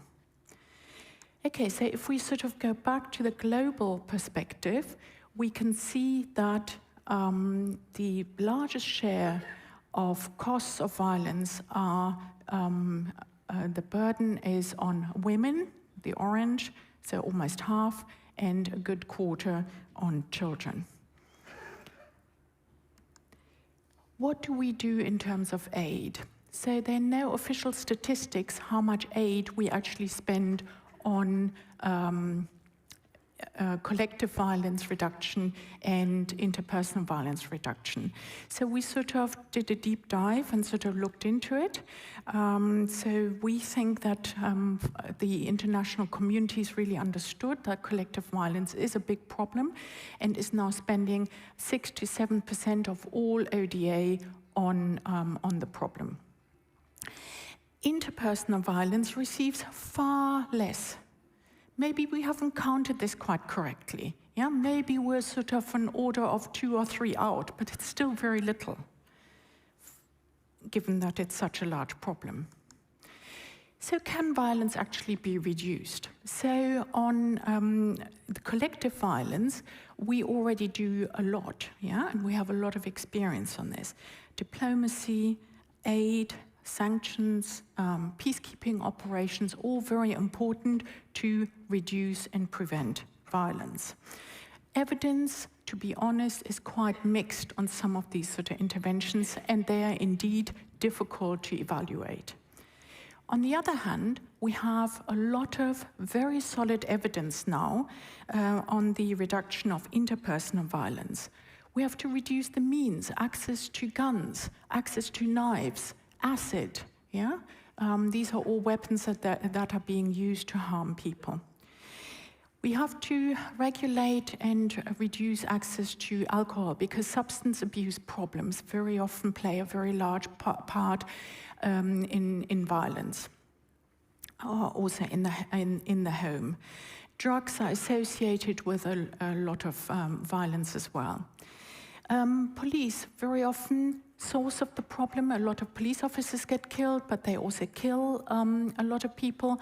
So maybe using too much violence in many countries, we need to improve policing. So we've got plenty of ideas and a huge body of evidence. So maybe let me sort of just present a little bit of work that I'm personally involved in. So violence begets violence, and with clinical psychologists, I've been part of a program in the Democratic Republic of the Congo, where people have been through waves and waves of violence, been extremely traumatized. And here you see a picture of a sort of group therapy session in a village. I think it's particularly important to reduce violence against children. So this takes place mainly in the home, as I said, but parenting programs do help to reduce this violence. And in schools, many children still are at the in very violent school environments. To summarize, so first, we have different forms and prevalence of violence. So collective violence is a really important problem, but interpersonal violence is so much more prevalent. The largest, so number 2, the largest share of the cost falls on women and children. 3, aid. So far, we are not spending a lot of money on reducing this problem in low and middle income countries. And number 4, there is no reason to assume that aid couldn't be very effective. And many for these programs, some of which are sketched out, and many of these interventions are actually not very expensive. Thank you very much for your attention.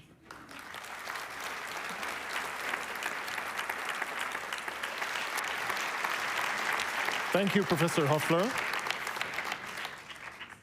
Thank you, Professor Hoffler. We're going to ask Professor Hoffler to come back out and join us for what will be a panel discussion among several of the people we've heard today, including Dr. Ta, Professor Hoffler, and Professor Raleigh from the earlier session. In addition, we've asked Scott Gates to join us. Scott is a research professor at the Peace Research Institute here in Oslo, PRIO, as well as a professor in the Department of Political Science at the University of Oslo. Scott has more than 10 books and 40 articles to his name, and he currently directs a European Research Council project entitled The Waging of War. And to facilitate the discussion, please, and to facilitate the discussion, my Norad colleague Håvard Moklev-Nygård will also join us. Håvard is director of the Department of Knowledge and Innovation in Norad and has a distinguished research career of his own on exactly these questions. Håvard, it's all yours. Thank you, Mark.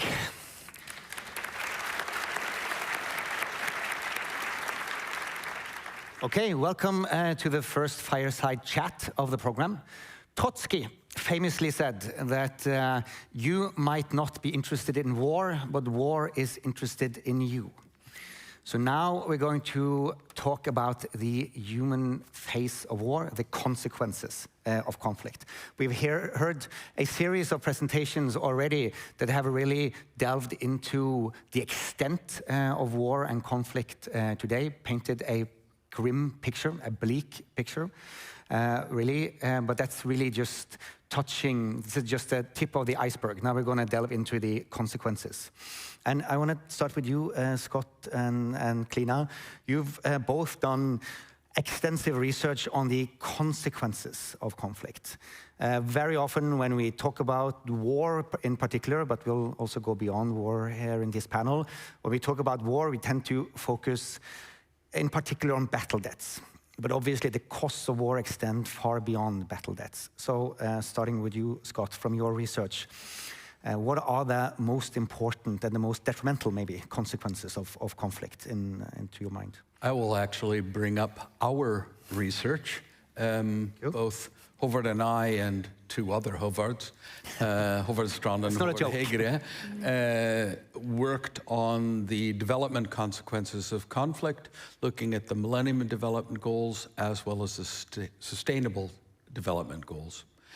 And one of the biggest indirect costs of war is accessibility to potable water, drinkable water. And the problem with not having access to drinking water is infants and under 5 youth are extremely vulnerable. And one of the consequences of internal displacement is not access to drinking water, and we see skyrocketing infant mortality rates and under 5 mortality rates. And I regard this as one of the most under-discussed or under-covered indirect costs, but its costs and deaths is profound. And even if you overlive those things, there's going to be brain damage. And so those subsequent long-term costs for the society. Klina, what would you point to in particular? So I, as you know, I'm not a huge fan of the battle deaths phenomena, in part because it seems like it's a bit medieval, right? But it's not really how conflict is fought. So I think even though it's intended on being a measure of intensity, it doesn't actually tell us about the intensity of conflict, whereas exposure may, or the number of armed groups. Both measures, I think, are chronically underused as ways to understand the risks to people living in conflicted areas. But when we talk about the impacts of conflict, I think it's very important to recognize how we are well past a time where conflicts stopped and there was a conflicted period and a peaceful period. And instead what we have had is the constant evolution and adaptation of violence to the current political circumstances. And that has created a very viable violent labor market, which I mentioned earlier. And I think that tackling that, for example, the cartels are the largest employer in Mexico. And that is a direct result of the fact that there is an economy of conflict in the country, and it is then staffed by the violent labor market. And that's a type of impact that we must take much more seriously, because those people are not then gaining skills to contribute to the society. They're instead, or paying taxes, right? They are instead perpetuating and needing forms of violence to keep them employed. Thank you. So I want to turn to you, Anke. In her opening speech, our Director General said that conflict is development in reverse. That, as you know, is a line, I guess, from research that you did together with Paul Collier. To your mind, why is conflict and development so deeply interconnected, and how do these things fit together? Yeah, so as everybody stressed already this morning, there's no development without security and no security without development. But why, yeah, is the question. So when poor people have little opportunity, and as Klina already alluded to, if the employment, and CD also said in his address, if there are no opportunities and armed groups come along, I might not believe in the things that they sort of say motivates them, but I just sort of need an income, or I need access to healthcare and support and protection for my family. And so it's these sort of, economists say, opportunity costs. So if the opportunity costs are low, I go and join this war effort, either on the government side or on the rebel side. Thank you. You've, in particular, Klina Anke, in your talks today, you really broadened the picture beyond conflict, violence, and there's a lot of suffering in the world that obviously doesn't make it into, well, let alone media headlines, doesn't even make it into official statistics.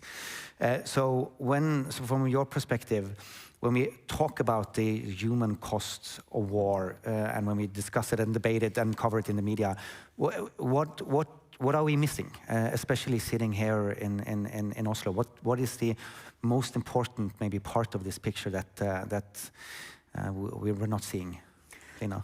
Well, I think Anke's talk today really exposed a lot of the suffering that's happening around already established conflicts.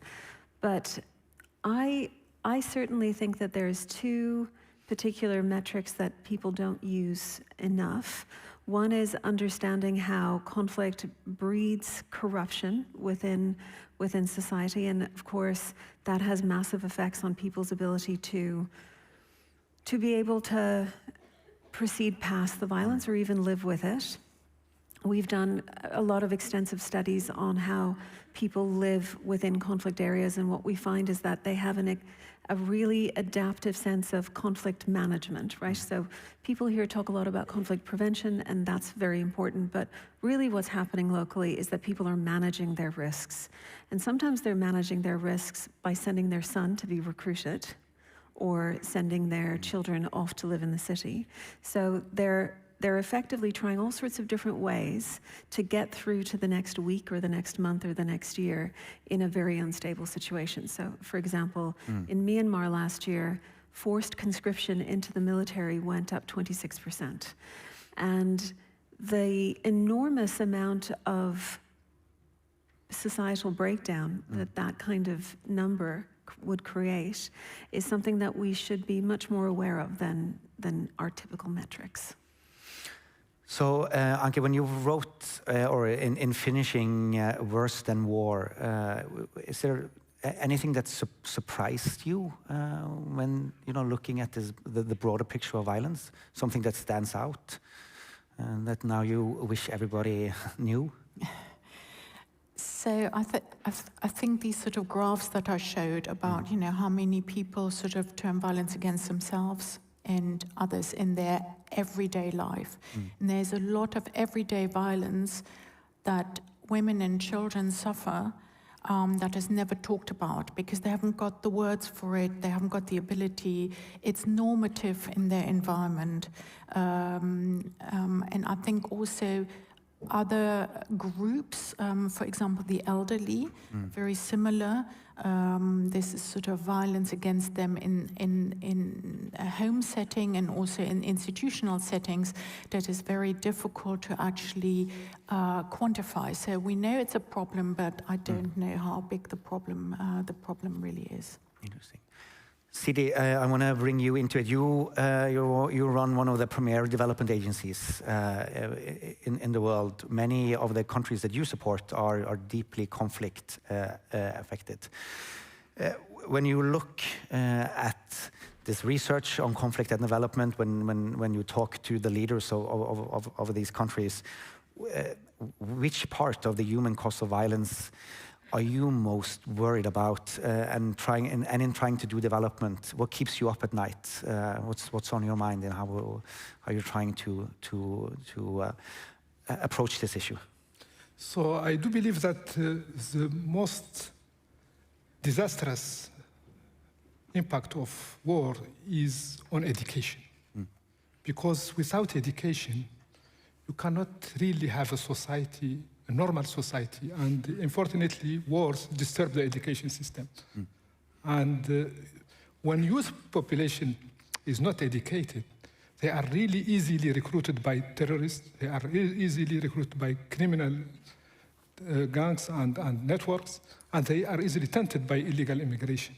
So education is one of the most dangerous areas of. This is why we at the African Development Bank, we put all our efforts to support education in fragile and conflict-affected countries, because we do believe that when population is educated, you have chance to have a normal society, and you have chance to develop the economy. Even when the war stops, you have the chance. But if you don't have education, nothing can be good.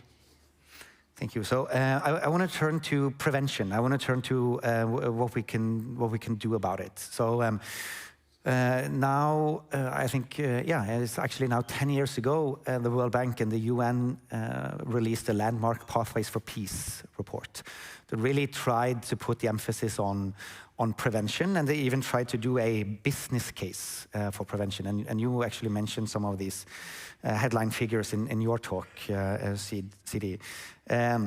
So again, from your perspective, from the African Development Bank, are there any things you're hopeful about in what we can do to stem the tide here, to do more to prevent violence? What should we focus on? Definitely, evidence shows that prevention has a very high return. And to prevent conflicts, most of the conflicts are triggered by competition on limited resources. So it is very important for us as development finance institution, but also for government and for civil society to work together, really to spread tolerance among population, and also to avoid polarization in societies. And this is one of the areas in which the bank intends to work very, very closely with civil society and with academia in the coming months and coming years. In my inauguration statement, I announced that I would put this in as one of my top priorities. And one of the first action I intend to do is to establish an advisory board on peace and security and development for Africa. And that advisory board will help us to develop an action plan for conflict prevention across Africa. Excellent. So we know, obviously, that we spend enormous resources on responding to crises once violence has erupted.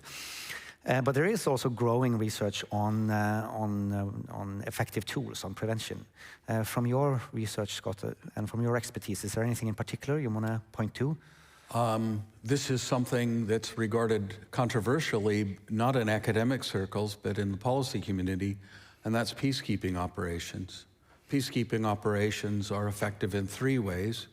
They minimize post-conflict violence, they prevent recurrence, and they prevent the spread of conflict into neighboring countries. And they're all effective, extremely effective in all regards. The problem is with the Security Council, as it's currently politically charged, we're unlikely to get UN peacekeeping missions being approved by the Security Council. So I think it's become incumbent upon the international community to be thinking about other forms and ways to support.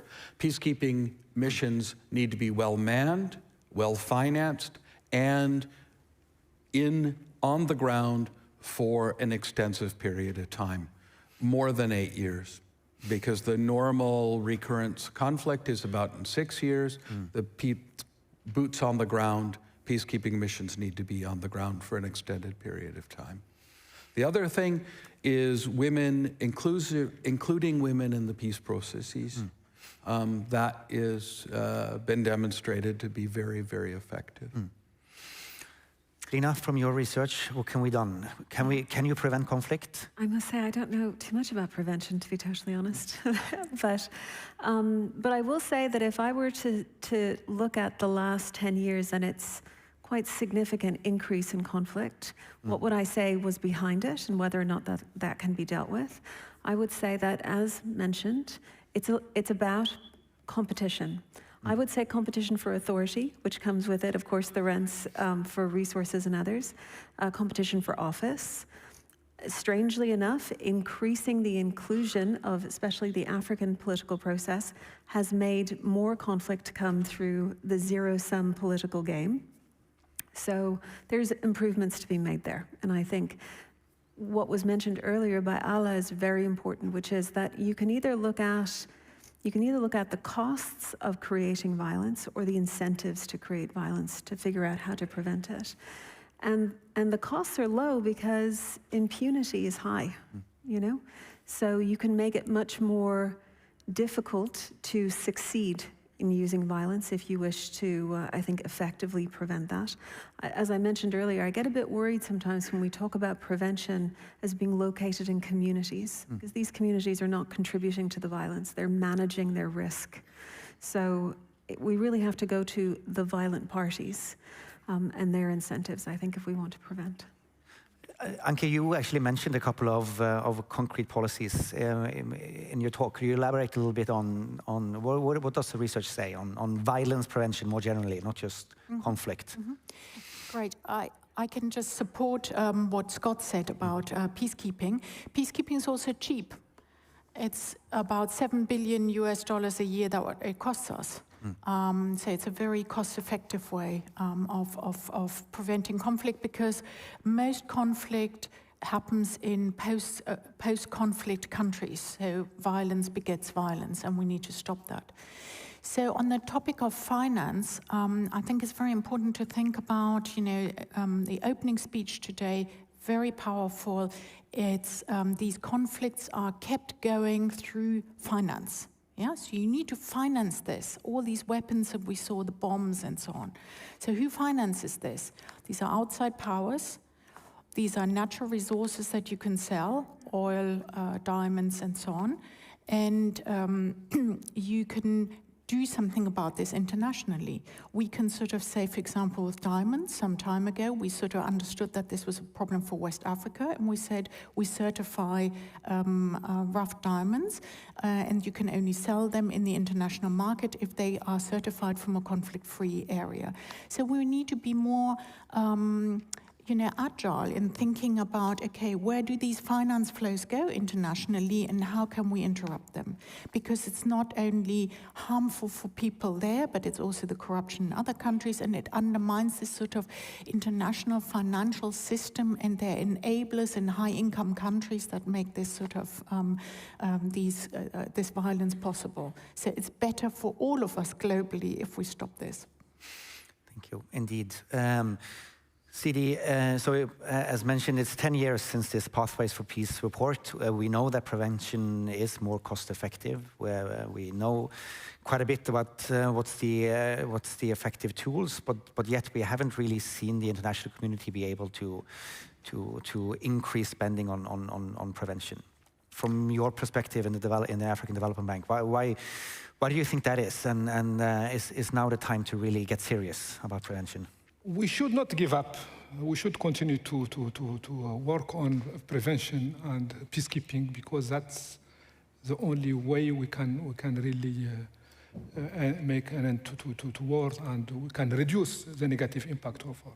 But we should also recognize that in the current landscape, and particularly with recent changes in the geopolitical tension in the world, so conflict are fueled definitely by competition on resources, but competition on power, but also by influences. And we need to work also on these external influences, which can really, which can have a negative impact on conflict prevention. Okay, so we're coming in for landing here. I want to ask each of you to just reflect a little bit at the end on looking ahead, right? The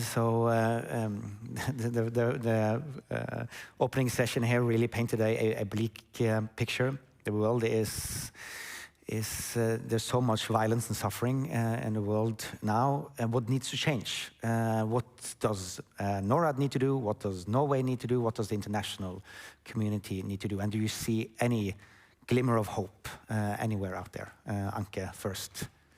We have to anything. We have to have hope. Yeah, so this is important, and hope is with children.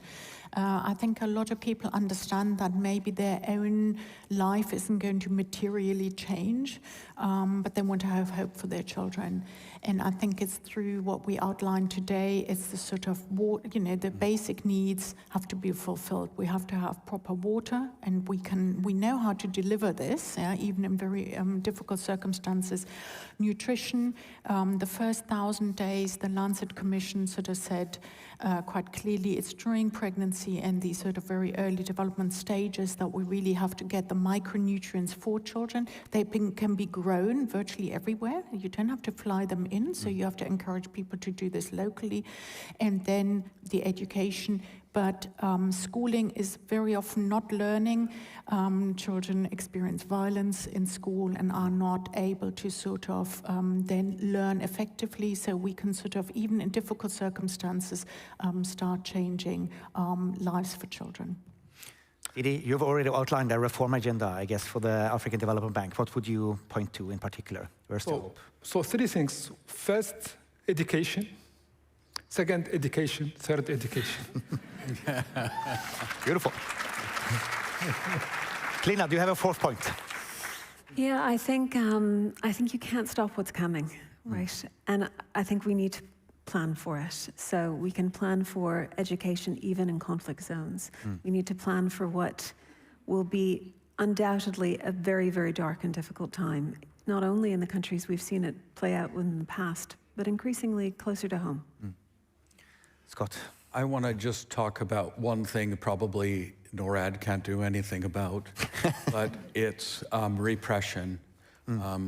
So the state's active repression of groups, the systematic inequality between groups in society, what is called horizontal inequality, and addressing those fundamental inequities in terms of access to political power and access to wealth and resources in society is one of the big drivers of conflict, and a lack of accountability for leaders, the elites in society. This goes back to what Lina was talking about, competition for power. And unless we start opening our eyes to a lack of accountability and regular forms of violence and repression, we're in a hopeless, hopeless situation. Scott, Lina, Sidi, Anke, thank you so much. Thanks, Robert. Thank you.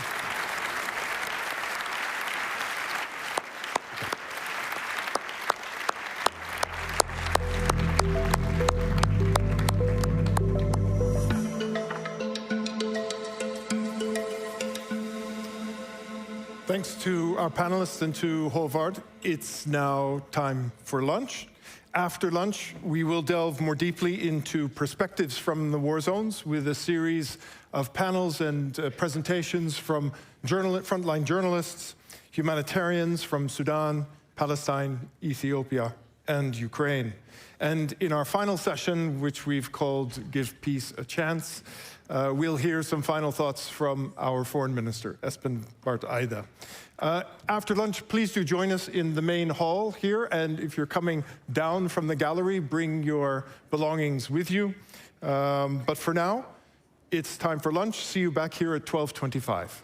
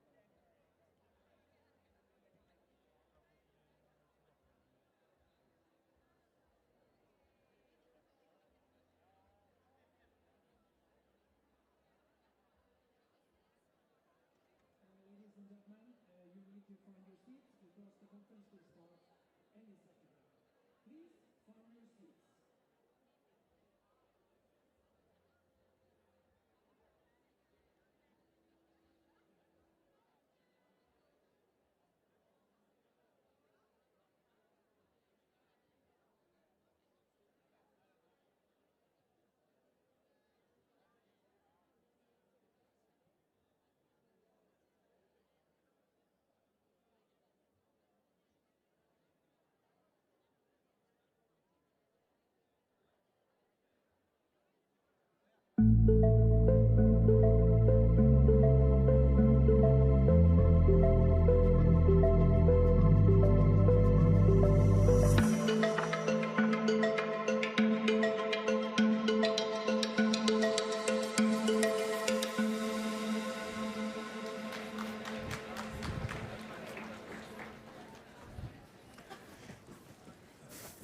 back.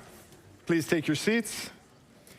We start the afternoon session with a focus on the work of journalists in the conflict zone. Reporting on conflict has changed radically over recent years.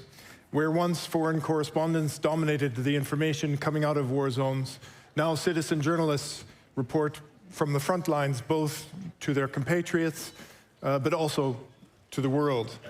There are more voices from the war zone than ever before. But all is not equal in the global media landscape. Journalists have never been more targeted in conflict than they are today, nowhere more so than in Gaza. The media space in conflict is flooded with disinformation and misinformation. Here to reflect on their experience are three journalists with varying backgrounds, but all with many accolades and prizes to their names. We're going to hear from three, and then we'll have a panel discussion.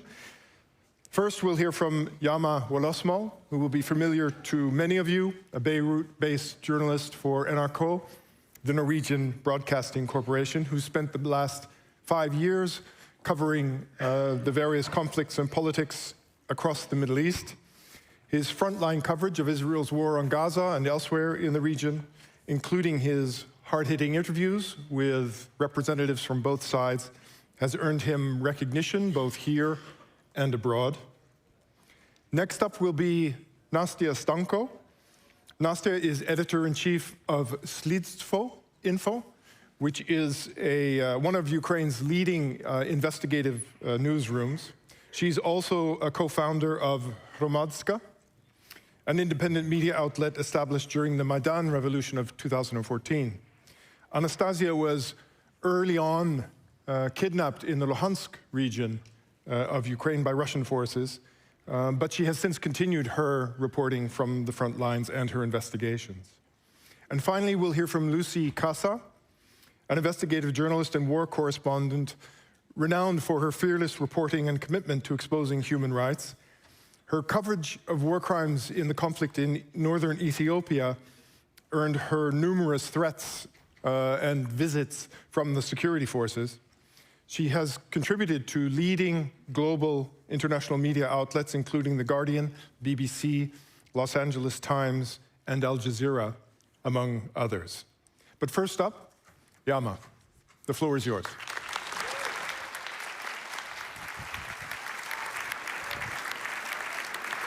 Thank you so much. One of the main objectives of my job as a journalist, as a correspondent covering wars, specifically in the Israeli-Palestinian context, is to never lose sight of the victims of war. That's why I've been adamant over the past 2 years that I will never talk about 1,200 Israelis killed or over 70,000 Palestinians killed in the Gaza Strip. Behind every single number, there's a human being like us, a name, a face, a person with a story. And it's our most important job to tell these stories, to find these stories and tell these stories. And one of the people I'd like you to get to know is this young man here. His name is Anas al-Sharif. He has risen to prominence over the past 2 years in the Gaza Strip as one of Al Jazeera's main correspondents. Anas has been working tirelessly day and night since the war started. When I sit in my home office in Beirut and I turn on Al Jazeera early in the morning, I see Anas reporting, doing his lives. And when I go to bed around midnight and I just get a quick update from Al Jazeera, Anas is still on the screen reporting about the war crimes, the atrocities, the suffering in the Gaza Strip. Often, Anas would be the first one to reach the site of a bombing long before rescue workers would reach the place, and he would sift through the rubble. He would help people who were injured, or he would carry the dead out of the rubble, all the while he was reporting and the camera was rolling.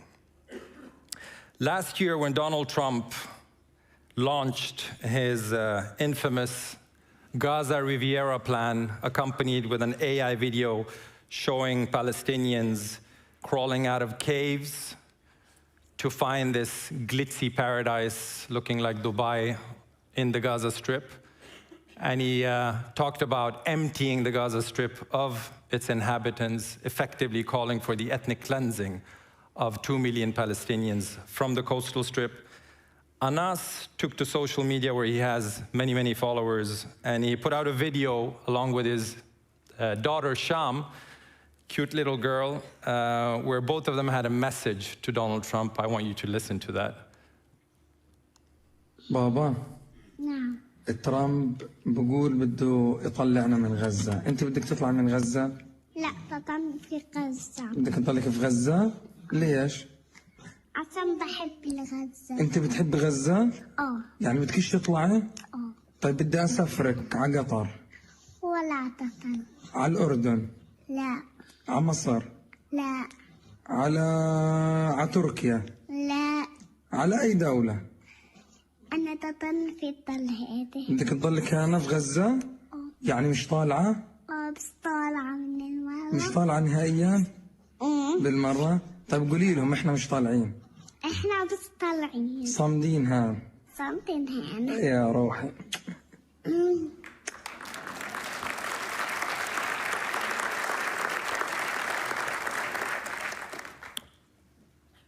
Anas's brave work landed him many awards around the world, but it also landed him a place on this unfortunate list. This is the IDF's list that was published last year of 6 Al Jazeera journalists who they said were Hamas terrorists. They were journalists in disguise. This was, in effect, a kill list. So the Israelis put it out, the IDF, and said, Anas is a Hamas commander who's pretending to be a journalist, and he's leading battalions, and he's organizing attacks against the IDF. I talked to Anas after he was put on this kill list, and he said, listen, I've reconciled with the fact that my days are numbered. I should have been killed a long time ago. So I'm just making most out of my life every single day. I know any moment my time will be up. These are the allegations from the IDF that he was organizing a battalion in Jabalia. And on the 10th of August last year, I received the dreaded phone call, which I was waiting for, from Gaza, from other colleagues, about the attack. And this was the scene on the 10th of August in Gaza.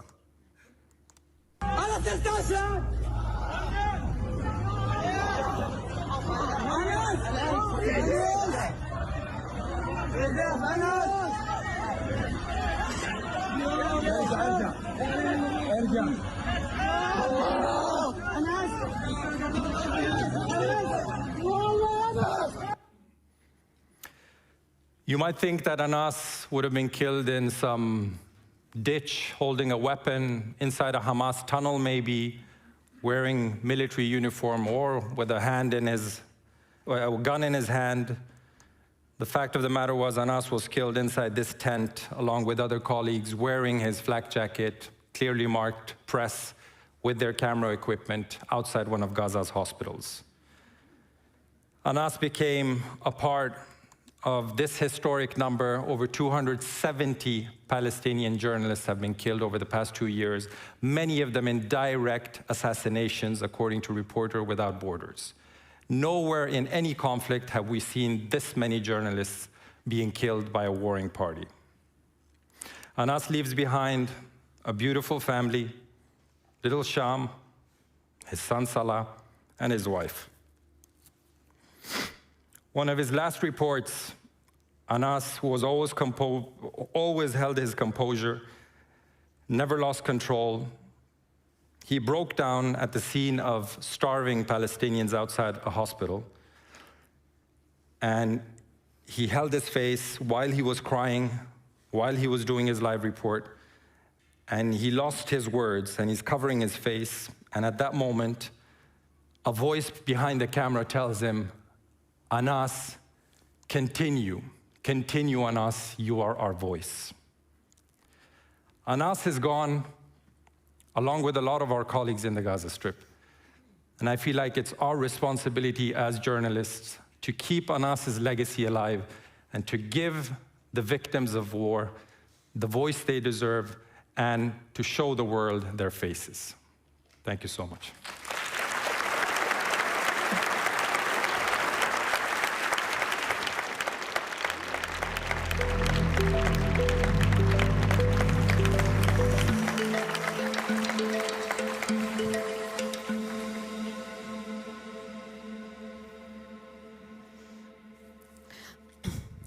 Journalism is first of all about honesty, even when honesty is uncomfortable. So I will be honest with you. I come here first of all to get warm, to sit under a lamp and to take a hot shower. We, people from Ukraine, have almost forgotten that these things still exist. I'm truly happy to be here, really. I stayed in a hotel close to a tram track. The sound reminded me of Shahed drones flying over my head. Only in the basement I realized, now I'm in Norway. If we speak seriously, I keep thinking about what journalism means today, especially journalism in Ukraine. We live in the capital of our country where more than 500,000 people, it's nearly about 10% of Norway's population, have had no heating for more than 10 days already. Outside, it's minus 10 and more degrees Celsius. There is no electricity for many hours every day, no hot water. But there are Russian drones and missiles almost every day and night. Yesterday, they attacked passenger train. 5 people were killed. Today morning, my colleague, frontline correspondent, saved 4-year-old kid after Russian attack. Unfortunately, her parents were killed. Russia is trying to freeze us to death. This is their new tactic. But honestly, this is not even breaking news for us anymore. In global media, journalists discuss what Trump said today, what Trump said yesterday. Everyone is tired of the war. Let's write about which tie Putin is wearing yesterday. We, Ukrainian journalists, are also tired of the war, but war is our daily life. What other choice do we have? We hear talks about peace agreements, and sometimes I ask myself, let's imagine this peace happens. The front line freezes. What happens to the people on the other side of that line, in the occupied territories? In 2014, when the war just started, I decided to go to the front. I was not a war correspondent, and I had no idea what war really was. I made several reports from the Ukrainian control site and then thought, according to the journalist standards, I must go to the other side. After a few hours in occupied Luhansk, I was captured by pro-Russian separatists together with my cameraman. They accused me of spying and told me they would cut off my head. This story has a happy ending. I still have my head. And a few years later, I married that cameraman, and now we have 2 children.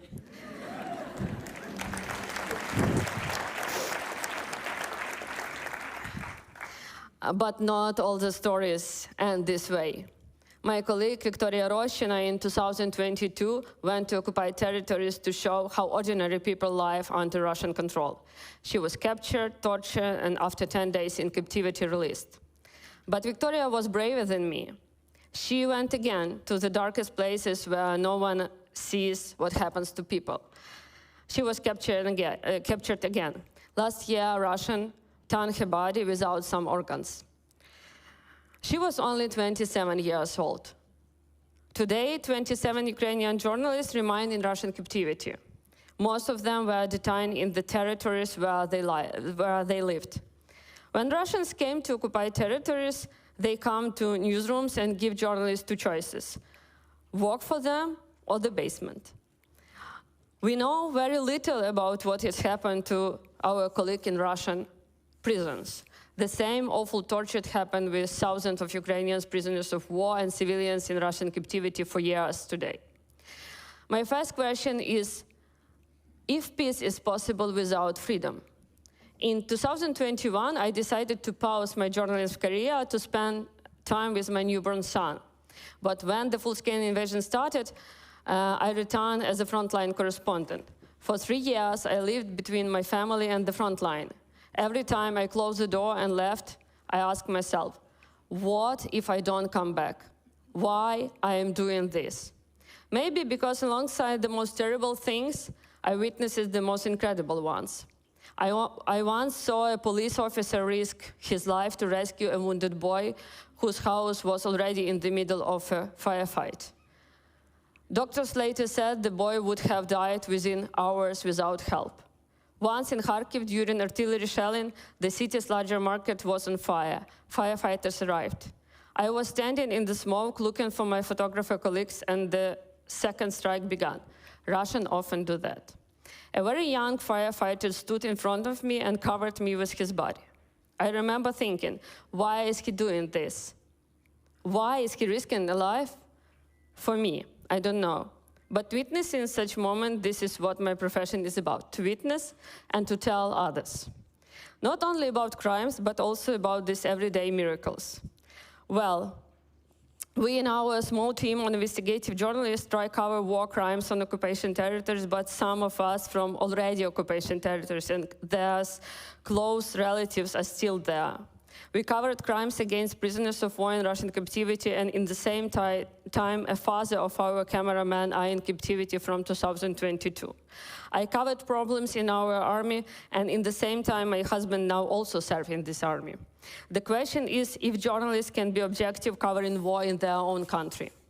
Now, I am a mother of 2 children. My daughter is 11 months old, and this is the first time I have left her to be here with you. Now I send others to the front line to report. And honestly, this is much harder than going there by myself. In October, 3 journalists were killed by FPV drone attacks. They were in different locations, more than 20 kilometers from the front line. They were not killed by accident. They were targeted directly. After that, my frontline reporter Anya called me and said she wanted to buy a rifle to shoot at drones hunting her. We asked the foundation that provides life insurance for our journalists, and they told us using weapons is forbidden for journalists. So now the question we face is very simple and very cruel. Do we choose to stay alive or to die according to the rules with compensation for our families? And finally, about money. Of course, our European partners worry about how their money is spent. You have heard about corruption scandals, including in the energy sector. Yes, corruption exists. It exists even during the war, but there is the good news. Ukraine still has freedom of speech. We still have independent media, and we investigate corruption inside our own country, in government, in the army, in security service. We do this during the war. Why? Because we don't have time to fix these problems after the war. We must fix them now. The other good news, biggest recent corruption cases were uncovered not by journalists, but the National Anti-Corruption Bureau, an institution the civil society fought for, protested for, even during the war. And this is my message. Please continue to support Ukraine. We have no other choice but to keep fighting. Support not only the state, but support also civil society. They protect your money. Support independent media, especially local and regional journalists. Speak about those who are suffering in Russian captivity. You can turn some of them back, but not through the silence, sorry. What other choices do we all have? To wait until the war comes to some NATO member country, which would cost much more and not only in money. In the end, I want to add that in these cold and dark times, you can very clear see warm and kind people. Thank you.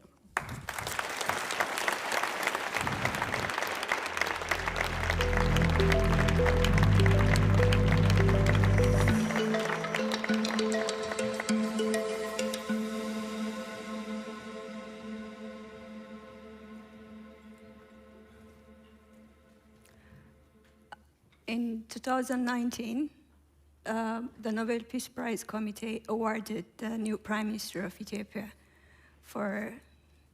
he won the Nobel Peace Prize for the peace deal he signed with Eritrea.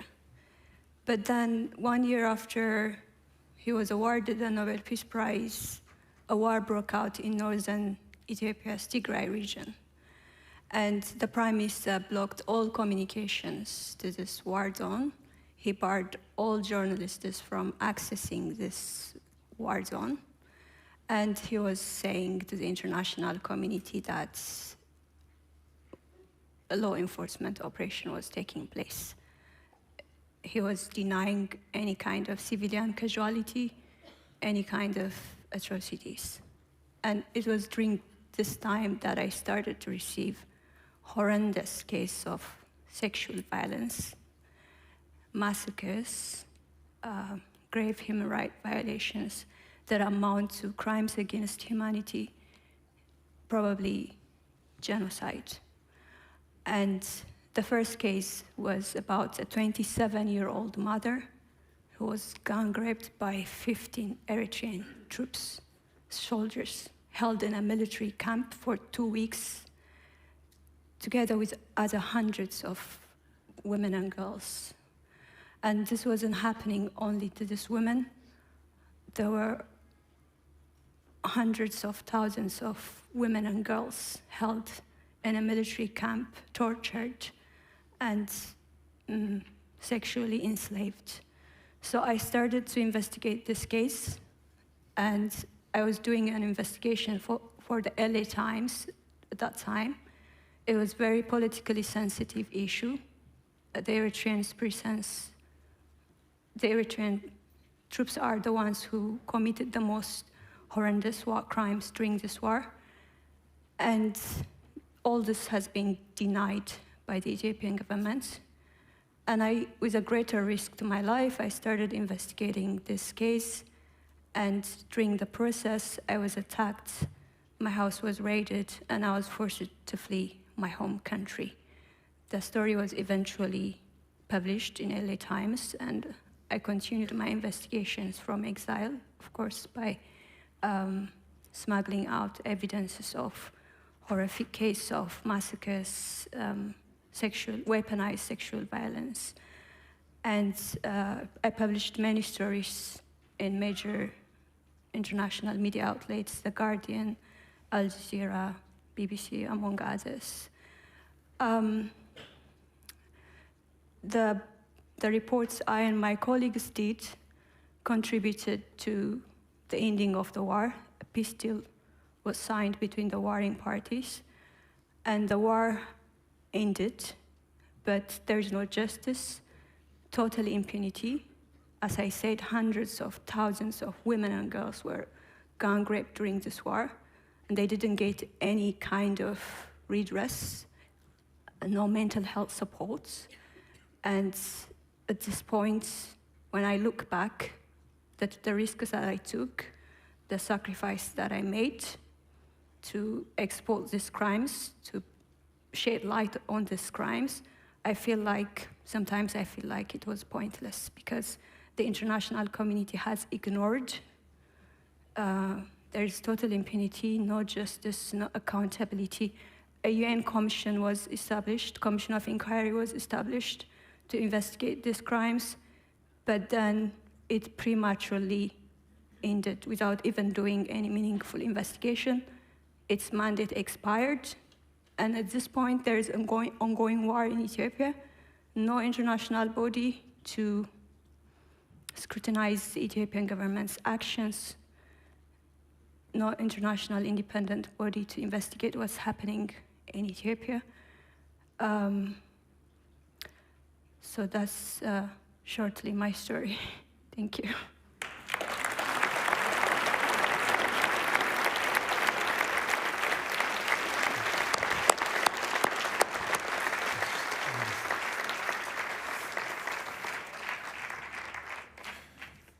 We're going to ask the other participants to join us on stage for a panel discussion.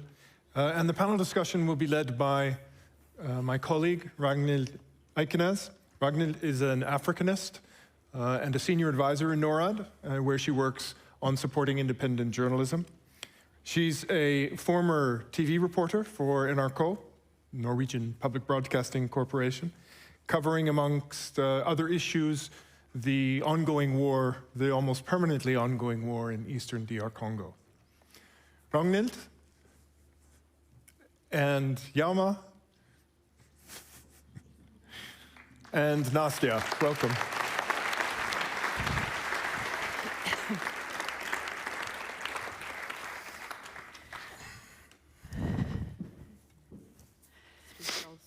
First, thank you all for your powerful messages. Your role in wars, in conflicts, and in general is to tell the stories of others, and sometimes, as we have heard and seen, put your own lives at risk in doing so. In this session, I therefore want to focus on the working conditions and the situations for journalists in war and conflict.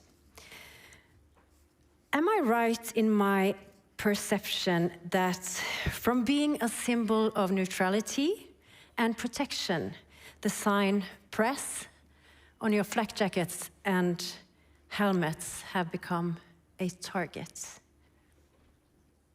Yeah, you can go first. Yeah, because it was in my speech.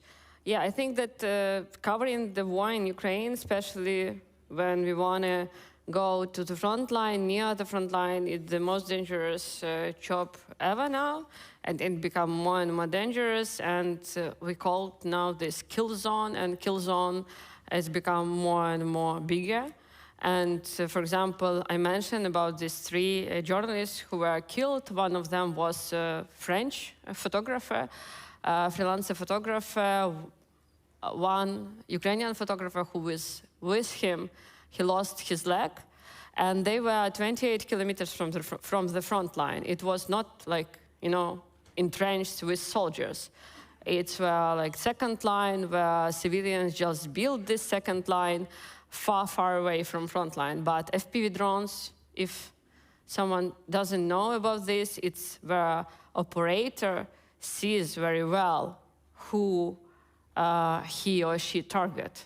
It's not like, accidentally happened. And of course, operator saw that it's a journalist because near were soldiers, near were other civilians, but only these two journalists were targeted, and one of them were killed. And I think that wear now helmet and vest jacket with press, it's put yourself as a target and be targeted. And this is a question what we should do now with this new reality, because of course we have all these beautiful rules. We have international rules, human rights rules, everything, very, very many good words on paper. But reality, unfortunately, for us Ukrainians, for example, for foreign journalists also, is not like this, unfortunately. And you briefly touched upon this, Nastya, in your introduction, that you have even started to discuss to arm. This is radical. I think everything which has happened with us is radical. Is too radical for normal people and normal living. And we just try to survive somehow in this reality. And every day in my own everyday life, I should think in the morning how to, I don't know, prepare food today for my children, and this is not the simple task anymore because of all the things which we have, thankfully, to our neighbors, Russians.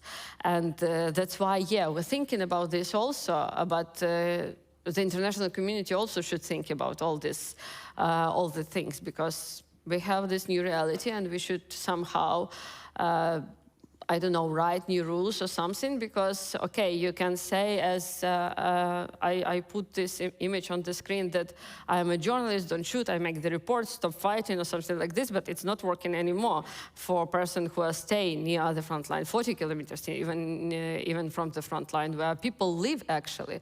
Because in Ukraine, for example, we have city Kherson, which still 60,000 people are living, and they are targeted every day by drones, you know, and it's not working anymore. Rules are not working, unfortunately. Can I add something to it? I totally agree with her, with Anastasia's first point, that we're way more vulnerable with the press vests. I've been covering conflicts on and off for 20 years in Afghanistan, in Libya, Syria. I live in Lebanon. We had a war there last fall.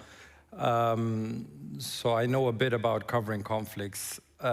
Usually, when I put my vest on and I help my cameraman put his vest on, you felt safe in a conflict because there is a rule, you know, journalists are not supposed to be targeted.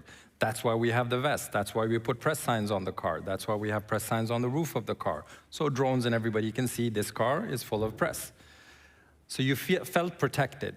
In my case, all of this changed on October 7th because the rules were rewritten on that day. I talked about the IDF. The IDF is open about this, that whoever they see as a potential target, a threat, will be taken out. So the fact that you're wearing a vest is no longer a protection. In some cases, it's a liability. So when the war came to Beirut last fall, and the IDF was bombing parts of Beirut, and they were bombing the border areas between Lebanon and Israel, and I went to those border areas, and we heard the Israeli drones above us.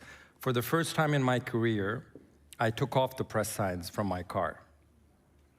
And I didn't wear my vest because I felt safer without the vest. I felt like I was gonna attract attacks by having press signs on my roof. Because for all I know, they don't know who we are. They might think we're journalists affiliated with a Hezbollah channel, and they might attack us. And who is there to ask questions afterwards? So that's quite telling, you know, that you decide to remove the vest, remove the signs, and that way you feel safer. Yeah, very telling indeed. I just want to revisit a little bit the arming question. Aren't yourself, or wouldn't you make yourself a legitimate target by arming? I want to hear the rest of you comment on that. We have a very clear policy in NRK. We do not arm ourselves. I don't want to be judgmental. Anastasia lives in a conflict. Her country is at war. I don't know if I was Ukrainian living in this horrific war, what I would think, you know. At the end of the day, it's about survival. So on a human level, I can understand the concerns she has, you know, to feel safer, she has to arm.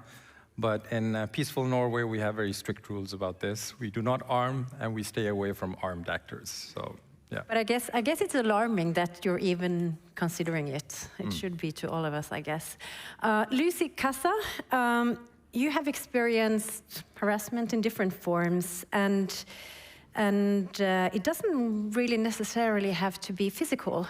It can also come in other forms. Can you tell us a little bit of what you experienced? Yeah, as a journalist, I experienced, actually, in addition to attacks, so many challenges.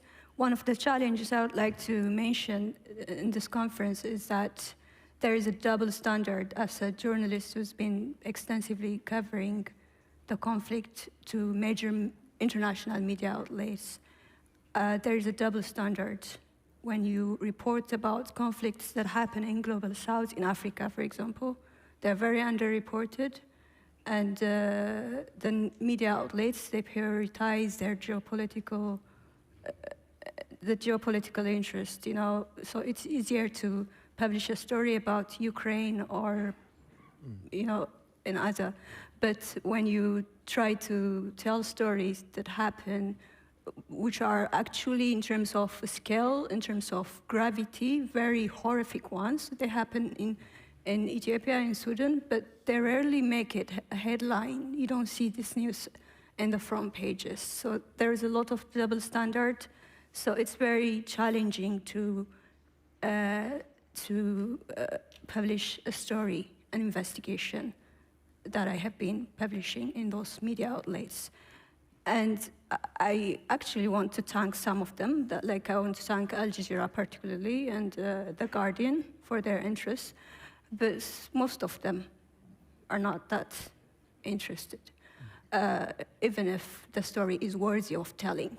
That was one of the challenge. Of course, the attack is another challenge, the physical, the straight also, but also I would like to highlight the online hate campaigns. They are also very, I mean, they are not easy. They seem easy, but their effect is equal to the physical one. So they leave this, you know, I know so many colleagues who self-censored themselves just to avoid this kinds of online hate campaigns. So that was one of the challenges, in addition to the, of course, to the physical. Yeah, and you also, I mean, you were targeted in Ethiopia, both physically and digitally, and then when you went to Nairobi, and then finally also after you fled to Europe. I continued my investigation in Nairobi, and then there was an investigation I published about this Eritreans and Ethiopians using white phosphorus chemical, which is prohibited to use against civilians. And then that provoked another fresh attack. And then I had to flee so it's very challenging, I would say. It's very important to support journalists, especially in the challenge is like it's not just one challenge. You have to professionally, also the nature of the work needs a lot of verification. It's very demanding. Yeah, it's surrounded with a lot of challenges. You touched a little bit upon it, and I want to address this with you, Yama. You said there are double standards in the international media, and Yama, you have called for solidarity, more solidarity with the local journalists and the journalists in the global south. Can you say something more about that? Sure, I've been very vocal about this. I introduced Anas to you guys. He's one of 270 plus journalists who have been killed only in the Gaza Strip over the past 2 years. And just that as an example, there has been very little outcry from Western press organizations. Now, more than 2 years on, there have been, petitions by leading organizations, but it took too long. I don't think this would have been the case had so many journalists been killed in any other conflict. This is like a historic number. And I use the example of Charlie Hebdo, 2015, when Charlie Hebdo, the French satire magazine, was attacked by ISIS terrorists and 7 colleagues were massacred in their offices in Paris. We saw global outcry. We saw Western leaders marching to Paris, holding hands in the streets of Paris, saying never again. This is an attack on our basic right of expressing ourselves. We will not accept this. World leaders, Western leaders, media organizations, journalists. I was an anchor in a private commercial TV station here in Norway at that point. And we didn't ask our editors to put out supporting statements for our colleagues who were killed at Charlie Hebdo's offices. Most of us, not all, but a lot of us, we posted black pictures on Facebook in solidarity. We marched in the streets in solidarity with our colleagues. We haven't seen those kind of actions after 270 journalists are killed in the Gaza Strip. So there's an obvious double standard there, which we need to talk about. As journalists, today it's happening in Gaza. Mark my words, authoritarian countries are taking notes. October 7th, what happened on that day, what's been happening in Gaza over the past 2 years, authoritarian leaders are taking notes. The rules have been rewritten, if there are any rules left. So today it happened in Gaza, next time it's gonna be in another country. If we stay quiet today, we're gonna face the consequences. And I want to follow up with you, Yama. Why do you think that journalists have increasingly become targets in modern warfare? There are many reasons. I mean, I feel like when I heard Lucy talk here and Anastasia, they are at the front lines, you know? I feel like as a Western journalist, you know, I'm in an extremely comfortable position. I parachute into conflicts, I spend 2 weeks, 3 weeks, and I get a plane ticket out of that conflict, you know? I get the airtime, I get some stories out, and then I leave and I go back to my peaceful life. They live in the conflict, you know? They face the consequences. I don't have to fear having the security forces knocking on my door or intelligence agencies, you know, harassing me or fearing that somebody in an alley is going to attack me like you were physically attacked because of your reporting, you know. I'm in an extremely privileged position as a Western journalist. And I believe that with that privilege comes immense responsibility to speak out about what's happening to you guys in these frontline countries, you know, because I have that stage. We should talk about these things, you know?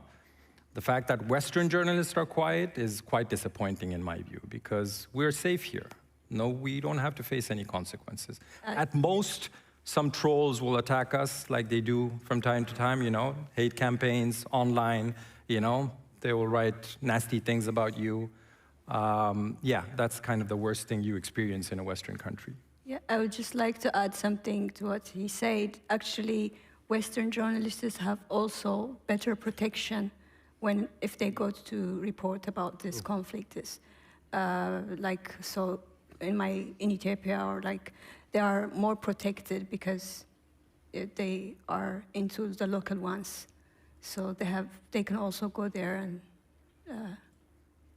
I can confirm this because when I've been in the field, we often work with local staff. I have local fixers, I maybe have a local cameraman. I've been in life and death situations with local forces who don't want us to be in a place documenting what we're doing. In Afghanistan, I experienced this after the Taliban takeover, and we were arrested, and they put us in a container because they didn't want us to film in that area where the US had bombed an Al-Qaeda leader. So they put us in a container, and they told me, because I took out my passport, I said, we're part of a Norwegian team. I was the only one with a Norwegian passport, my local staff, of course, Afghans. So they threw my passport on the floor, and they told me, you stay out of this, we're dealing with them. And they started beating my local staff in front of me. They knew beating me would have consequences at some point. You know, they cannot kill me. So that Norwegian passport gave me safety. But my poor local cameraman was beaten with sticks in front of my eyes. But I wanted to add, if you will taken by Russians, you will not have such a problem with Norwegian passport, because they don't care if you are Norwegian or US citizen or anyone else except maybe Russians, that you can come. That's why I stay away from Ukraine. That's why I don't go there. But please come. You can see absolutely wonderful people, which Ukrainians are. But I'm smiling because, you know, in Ukraine you can. The intelligence service can knock on your door. 500 Shaheds and missiles can fly over your head, and you can wake up without electricity, heating, and water, and it can be in the same day, everything of this, you know? And this is like, I think that we should be trainer in all the countries, like how to survive. But I think that Norwegian, you have, I heard, like hytte cabins, maybe, and black humor as we are, and maybe you will survive if something bad happens. I don't know. Maybe Norway people, yes, but not anyone else.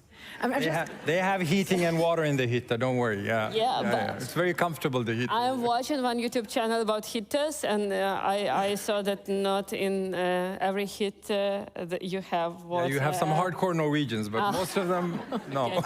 Okay. They have comfortable lives.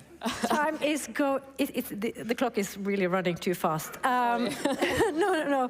But I want to ask you, and whoever can chip in here, what are the journalistic losses of not being able to report firsthand, as the consequence has been, for example, for you, Yama, in Gaza, and may increasingly be be the case if it's too dangerous to be a journalist? Well, it's always a challenge when you're covering a war from far away, you're not close to the stories. Obviously, that affects your reporting because you're far away from the people who are suffering in that war. So you have to find creative ways, like we did in Gaza. All of the Western media, world media, is using local journalists, like people like us. We hire them, they go do the job for us. But every single time I send my local cameraman, Sami, out on the Gaza Strip to report for us, it's my responsibility because he's living under those attacks, you know? So I'm nervous every single time I send out my local Palestinian teams to report for us. God forbid, what am I gonna do if something happens to Sami while he's working for us, you know? So there are many challenges. You were far away from the stories. The verification process is very difficult, you know? I have to double, triple check, because by God, if I'm caught publishing one fake story, all the credibility I've built up through 20 years of reporting, you know, that dent, very few people can survive those kind of things. So the verification process is difficult, getting stories out, and you're putting your local teams at risk. We have to wrap up, but I'm going to ask each and every one of you one question in the end, because as we close, I want to come back to something fundamental. There are good reasons why clamp down on the free press is on page 1 in the manual for aspiring and experienced autocrats, as we know. And I think it's fair to say that this should make your safety and working conditions a concern for all. Very briefly from each of you, I'll start with you, Lucy. What kind of support, moral, political or financial, could really make a difference for journalists in war and conflict today? I would say, yeah, of course, the financial support is important, but also it's also important to work on mental health. Because, as I mentioned earlier, because of this multifaceted challenges that they face, the verification process, like the work's demand, the demanding nature of the work, and the constant harassments. Every time you publish a story, there's harassment from supporters of one or the other side of the warring parties. And all this, it has an effect on the journalist, and you can do it for some years. As I have been doing, I have been extensively covering the conflict and using so many ways technology helped in this, like satellite imagery, geolocation to verify. I've been talking to so many witnesses. This is important, of course. The documentation also is very important step to bringing accountability, and it has the attention of the UN, and all of the reaction is because of the work that we journalists do. But then due to this burden of the work, you feel exhausted at some point. And then you can't continue, you can't do it for many years. So. And understandably, so mental health support is important. Yeah. Yama, very briefly. As a representative of Western media who can report from the comfort of our homes and the safety we are enjoying from this privileged position, I can only say that we should do more to raise the voices of people like Lucy and Anastasia and colleagues in Gaza or elsewhere who are working under these crazy conditions. I do not know how many of us would have been able to survive in those conditions. You know, I don't know what these people are made of, you know? Honestly, so the least we can do, the ones who have these platforms, who have this safety, who have this privilege, is to raise their voices, raise their concerns, and give them a face, give them a voice. Thank you. We need 10 charge stations for working at home if we don't have electricity at the office. But if seriously, please continue to write about Ukraine, not only about like what Trump said, what Putin said, what Zelensky said, but about ordinary Ukrainian people. It's very important. Please come to Ukraine. Still, there are places where you can write your materials. Not everywhere is so dangerous. And also, we have so many war crimes. I think that my life of my colleagues will be spent on this, but it's not enough. Please continue also this work, because it's about justice at the first time. And also small media, very small media, local media in the regions, they need support because of USAID cut finance, and now support from European Union sometimes going so long that, for example, in Ukraine, 300 media, small media were closed, waiting for this support, you know, but local communities where there's no heating or where it's too dangerous because of shelling, they need their own media also. That please do this and don't forget about us. Local media, we know that local media is extremely important for democracy, as is journalism in general. Thank you so very much.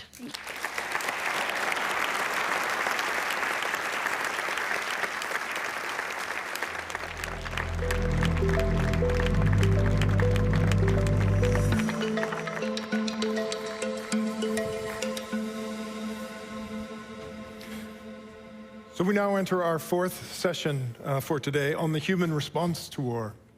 We heard in earlier sessions about the failure for the international system to mobilize peacekeeping operations and how effective peacekeeping operations have proven to be. We also are seeing today increasingly cuts to international humanitarian assistance. It's not just USAID, it's across the board. The large humanitarian donors are shifting out of humanitarian assistance, often because they need to spend more on defense. On top of that, we've seen over many years how local responses in the conflict zones are targeted and criminalized. And here I'm thinking about everything from white helmets in Syria to the emergency response rooms, who we heard from earlier today. Our next speakers are frontline humanitarians who persevere. Salma Al-Tawil, Victoria Vasuta, and Haitham Al-Noor. And we're going to have a panel discussion with all three after we see their presentations. Haitham Al-Noor is a representative for external communications of the Emergency Response Rooms of Sudan and the Localization Coordination Council, the LCC. Haitham is a long-standing human rights advocate and was one of the earliest members of the Girifna nonviolence movement. As lead liaison for the emergency response rooms, he's played a vital role in coordination, external communications, and global advocacy during the ongoing crisis in Sudan. Victoria Vasuta currently serves as the Quality Management Officer for Norwegian People's Aid, where she's responsible for inspecting and quality assuring landmine clearance and explosives clearance. Since joining NPA in 2023, Victoria has held a number of positions in NPA's field operations. Before the full-scale invasion, she worked as a translator for the OSCE.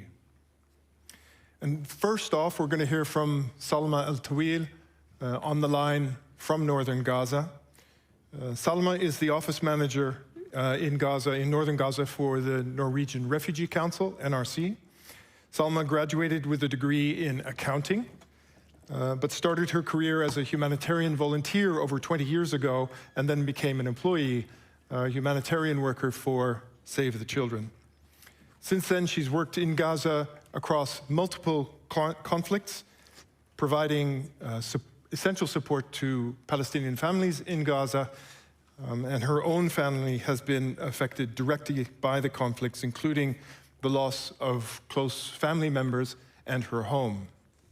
So first up, the word is to Salma from Gaza.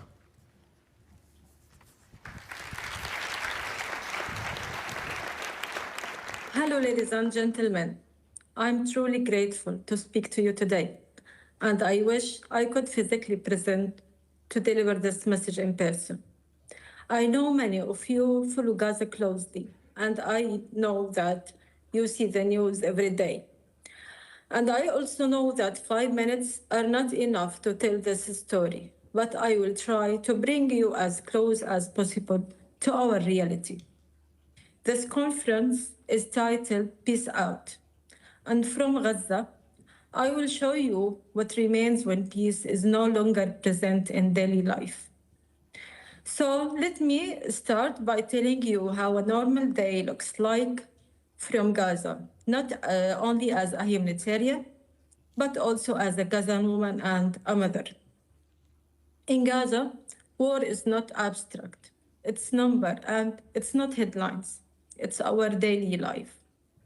It's mothers waking up in flooded tents after winter rain, trying to keep their children warm while there is no electricity. And its children sleeping on wet ground. It's women standing in long lines for bread and drinking water, while their children stand beside them instead of standing in school lines. Entire neighborhoods have been reduced to rubble, with no heavy machinery to clear them, and no electricity to bring life back. This is not a temporary emergency. This is how people are living. Across Gaza, local NGOs and international NGOs are doing everything they can do to meet people's most basic needs: food, clean water, shelter, healthcare, education, and protection. We are working every day to prevent hunger, to keep families warm, to support children, and to protect the most vulnerable, even when access is limited and supplies are unpredictable. However, our ability to respond is increasingly constrained. The recent registration and vetting requirements and the short deadlines given to the humanitarian organizations are adding another layer of pressure on an already fragile system. When organizations are not certain whether they will still be allowed to operate, it becomes harder to plan, and it's become harder to bring in supplies and keep services running for the people who depend on us. As a humanitarian and as a Gazan, I'm not responding to a crisis. I'm responding from within it. My colleagues and I are displaced. We have lost loved ones, and we faced hunger no human should ever face. Our families are affected, and our children are sick. And yet every morning we continue working because stopping is not an option. Our response in Gaza is not top-down because we work with communities, not for them. Local volunteers, women's group, community leaders, and youth help us identifying the most urgent needs for the people, who needs food, who needs shelter, and who has nothing left. And when borders are closed and systems collapse, local knowledge becomes the strongest asset. This locally led approach is not only more dignified, it's faster, safer, and more effective. But it requires trust, flexibility, and funding that allows us to adapt in real time. And when my workday ends, I don't go home to comfort or rest. I go back to the same life as every woman in Gaza. I light firewood to cook, I wash clothes by hand, and I prepare my children for another long night under the sounds of drones and bombing. This is the reality behind every humanitarian report. My message today to the decision makers in Oslo is simple and urgent. First thing, we need protection. No words can fully describe the constant feeling of insecurity or the pain of being a mother who cannot protect her children. So many times during this crisis, I wish I could hide my children inside me again, just to keep them safe. And on the humanitarian sides, many aid workers have been killed while carrying out their duties. Protection is not only about civilians, it's also about those risking their lives to save others. And the second message is fund flexibility, not just projects. Rigid funding doesn't survive in active war zones. People's needs change overnight, and funding must be able to change with them. And finally, prevention is not abstract. When protection systems fail, when civilians are dehumanized, and when accountability disappears, the cost is measured in lives. From Gaza, I can tell you this clearly. Humanitarian response can save lives. But without political courage and prevention, we are always responding too late. Humanitarian action can save lives, but only political solutions can stop them from being lost again. We do this work because we believe people deserve dignity even in war. But dignity cannot survive on courage alone. It needs action from those with power. Thank you so much for listening.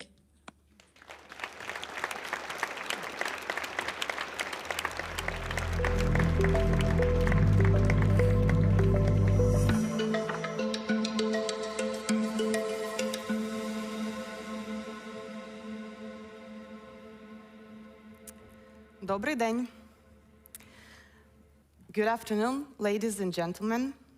My name is Victoria Vasiuta, and it is a great pleasure to be here today in Oslo. Thank you for welcoming me, and thank you for welcoming Ukraine. I'm sincerely thankful to the people of Norway for your constant and wholehearted support of Ukraine. Thank you for not giving up on us. I'm deeply grateful to Norad for helping us address the mine threat on our land. I was born and raised in Mykolaiv, that is the south of Ukraine. We were raising our kids in Mykolaiv with my husband. We were never expecting that anything so devastating would happen. But then, 24th of February happened, and this terrible war crashed into our lives. My family was torn apart, and I had to completely change what I was doing before. I found myself in mine action, learning absolutely new skills, gaining completely new knowledge that I would never imagined. Also, I would never have imagined that my little 7-year-old son would unmistakably tell the difference between anti-personnel and anti-vehicle mine. He would now know some of the names of the mines, and that is awful. That's it. I promise that over the next few minutes, I will not ask you to listen to the heartbreaking story of misery, despair. No, it's just because I'm here not about that. I'm here not to appeal for your emotions. I'm not here to ask for your sympathy or pity, because, you know, like, whenever you say somewhere abroad that you're from Ukraine, you hear this, oh.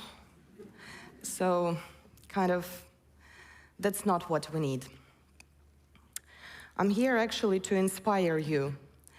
I want that you could see in me a collective image of Ukrainians, each and every Ukrainian, all of us, who are working, fighting, and striving to survive every single day for the last, just think of it, for the last 1,434 days.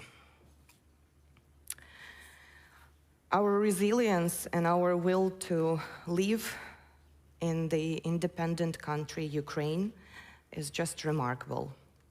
Every time it feels like, that's it, I can't take it anymore. And then just strength returns, and you pick yourself up, you pull yourself together and go back to work with even greater determination. All of us in Ukraine became the first responders to this brutal, unfair war that Russia caused. But the lack of experience, the absence of skills, did not stop us from doing what we had to do. Speaking for myself, I do not carry any vague hopes for fairy tale ending of the war or for some kind of fair peace agreements that will be beneficial for us. I don't carry any vague hopes for a bright future coming anytime soon. I don't often have an optimistic view of reality, especially as that reality in Ukraine becomes increasingly frightening and dark and cold in the direct sense.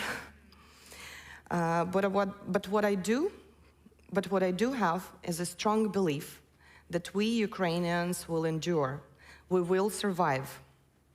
And one day, even if given the scale of land contamination we have, the day comes when I am already old, my children or my grandchildren will be able to walk freely across our land. We'll go to the Black Sea, we'll go to forests in Alaska, wherever they want, without any fear to step on mines. And the vision of this peaceful future actually keeps me and hundreds of others in the mining motivated, ready to continue clearing our land from mines and explosive ordnance, meter by meter. You have to understand that clearing the land is extremely physically demanding process. It's a time-consuming process, but it is incredibly rewarding when you see the field that you've been working on is plowed now and is planted with crops again. The reward for our work far outweighs the cost when you witness that land you've cleared become back to life. And also, the last thing I would like to voice from this stage, it's an opinion that probably is not very popular, but I'd like to hear that and think about it. I'd like to say that unfortunately, conducting demining in Ukraine during the active war can sometimes feel like we are treating the symptoms of a disease that actually is Russia. Releasing the areas from mines and explosive ordnance today does not guarantee that tomorrow the same lands would stay safe for us. Because tomorrow, massive strike will create even more hazardous areas. So it sometimes feels that we are taking cough pills while cancer is eating our lungs. So I ask you to help finish this outrageous war and help us to stop Russia. Glory to Ukraine. Героям слава!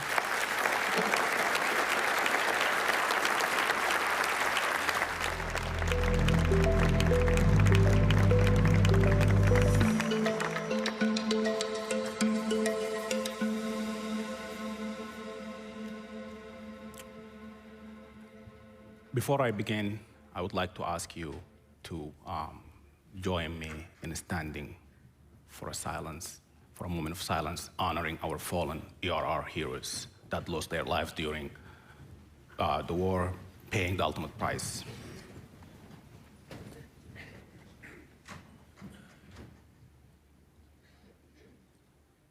Thank you. When we speak about war, we often speak about numbers.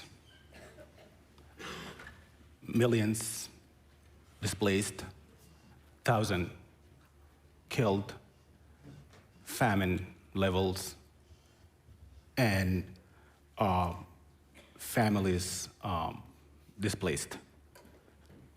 But war is not just a number.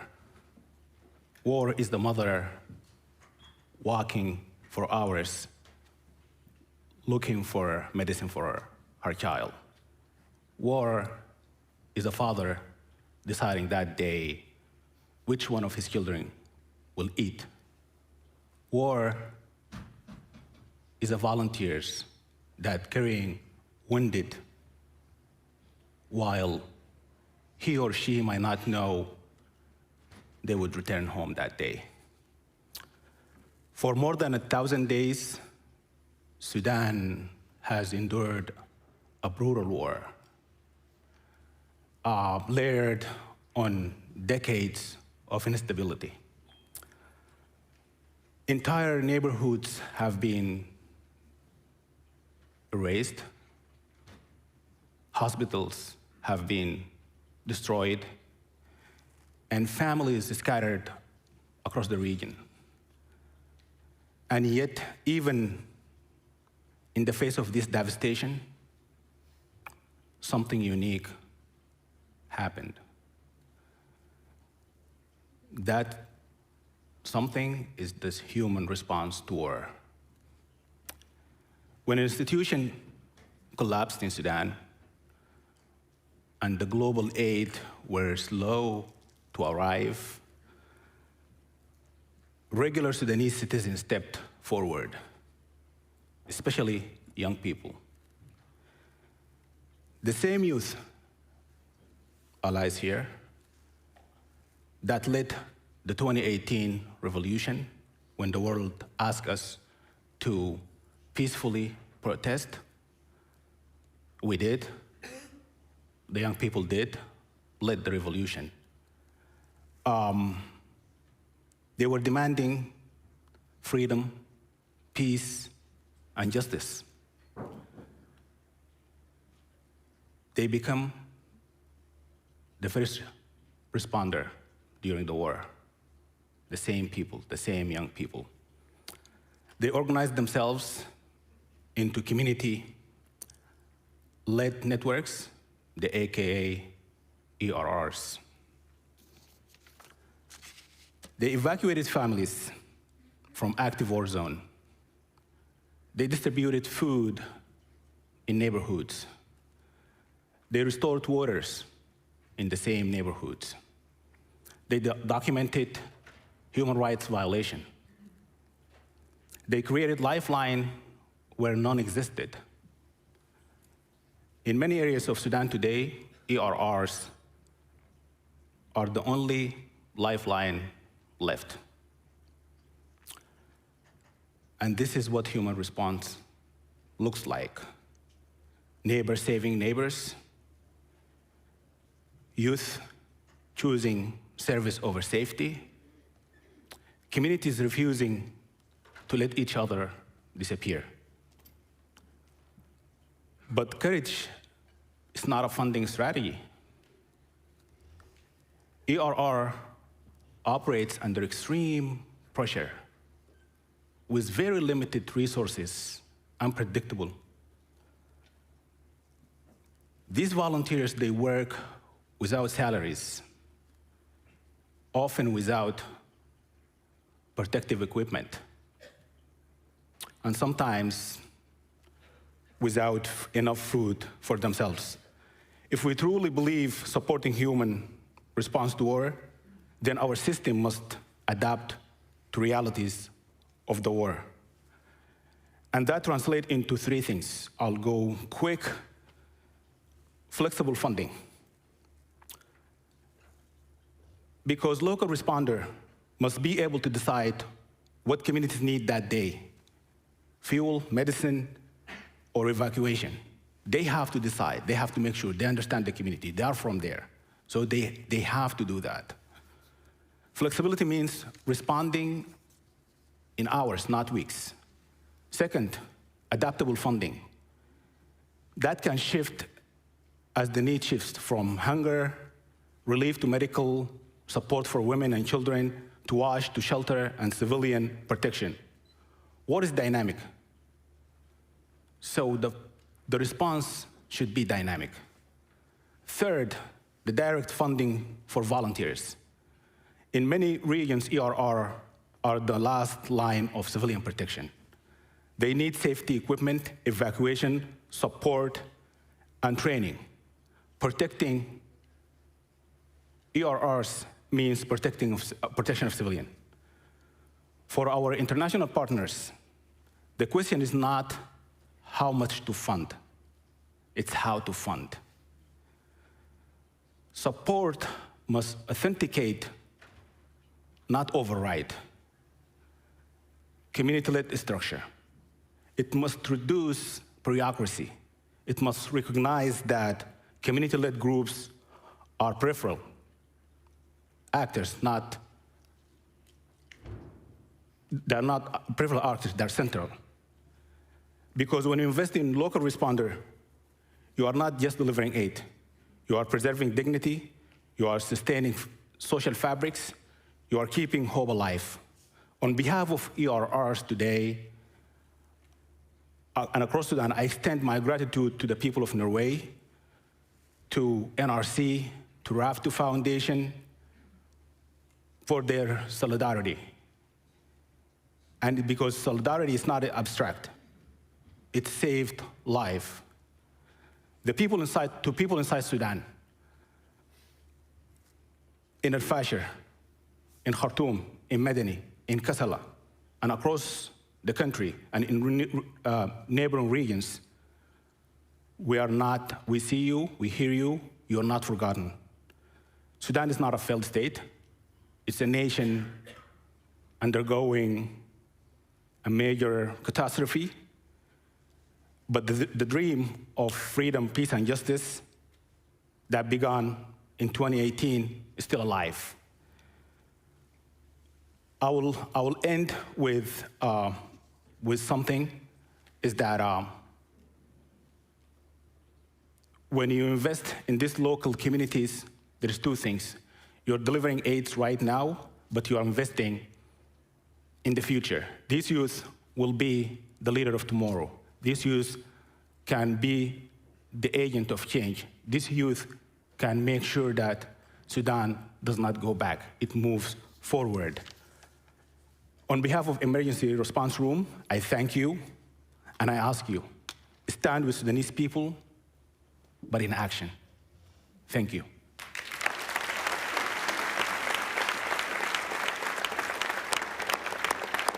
Please, Jordan. Thank you, Haitham.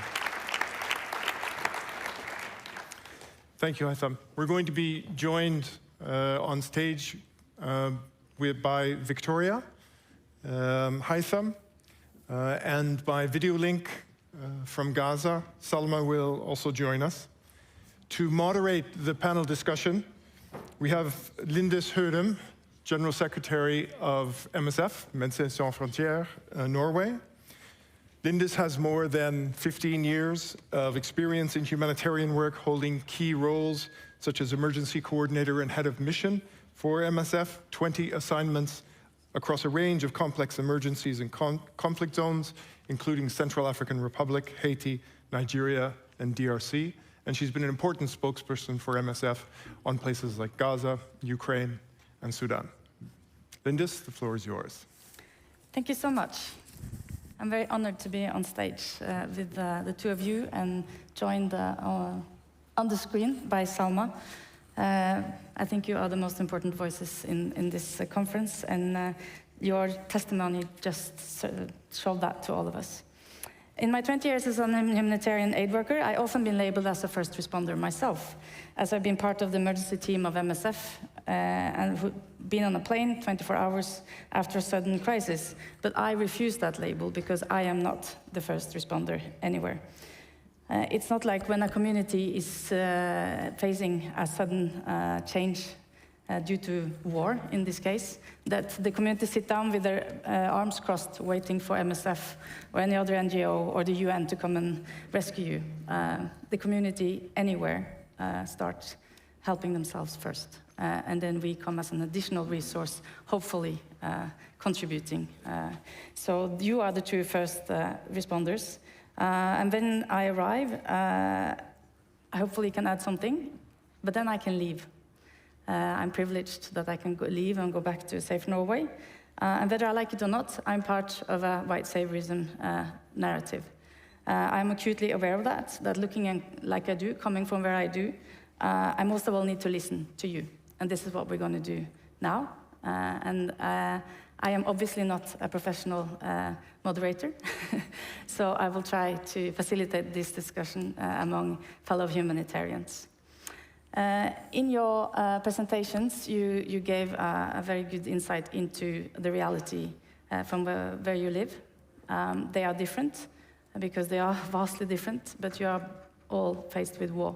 I want to zoom in a little bit further, and I know you don't want to talk about yourselves that much, but that's what I'm going to challenge you to do. I want to start with you, Salma. If you could try to bring us as close as possible, could you describe one day how it is in Gaza for you, living there now? Please. Yes. Thank you. It's very hard to describe one day in Gaza because it will be full of unexpected situation or unexpected news. But I will describe or tell you a small story. When we started the response in Gaza, in the northern part of Gaza, and this part of Gaza were totally destroyed. And we started to provide aid to the people that are planning or want to go back to their lands or their homes, even if they are destroyed. We were moving in an RC vehicle, and the people were stopping us on the streets, not to ask who we were, but to ask for one thing. They were asking us to provide drinking water to their neighborhoods, because if we are able to provide water to those neighborhoods, we will bring life back. In that moment, I felt that people saw us as a lifeline, and the responsibility was overwhelming. I knew at that time that I had to continue this role, whatever the cost is. And on a personal level, I'm going to tell you about one story that I will never miss in the whole of my life. During one incursion, my family and we were trapped for 14 days in a narrow corridor with no water, no food, and the airstrike and bombing and all the types of guns were shooting heavily in our neighborhood. At that time, I kept asking myself, can this big world protect us? Why my children, and what we did to deserve this? At that time, I remember that we were looking to the sky and waiting for a miracle, just a few drops of water to survive. And after 14 days, when the civil defense evacuated us from this area, they told me that today you were born again. Everyone around you was pulled out dead. You were the only ones who survived in this area.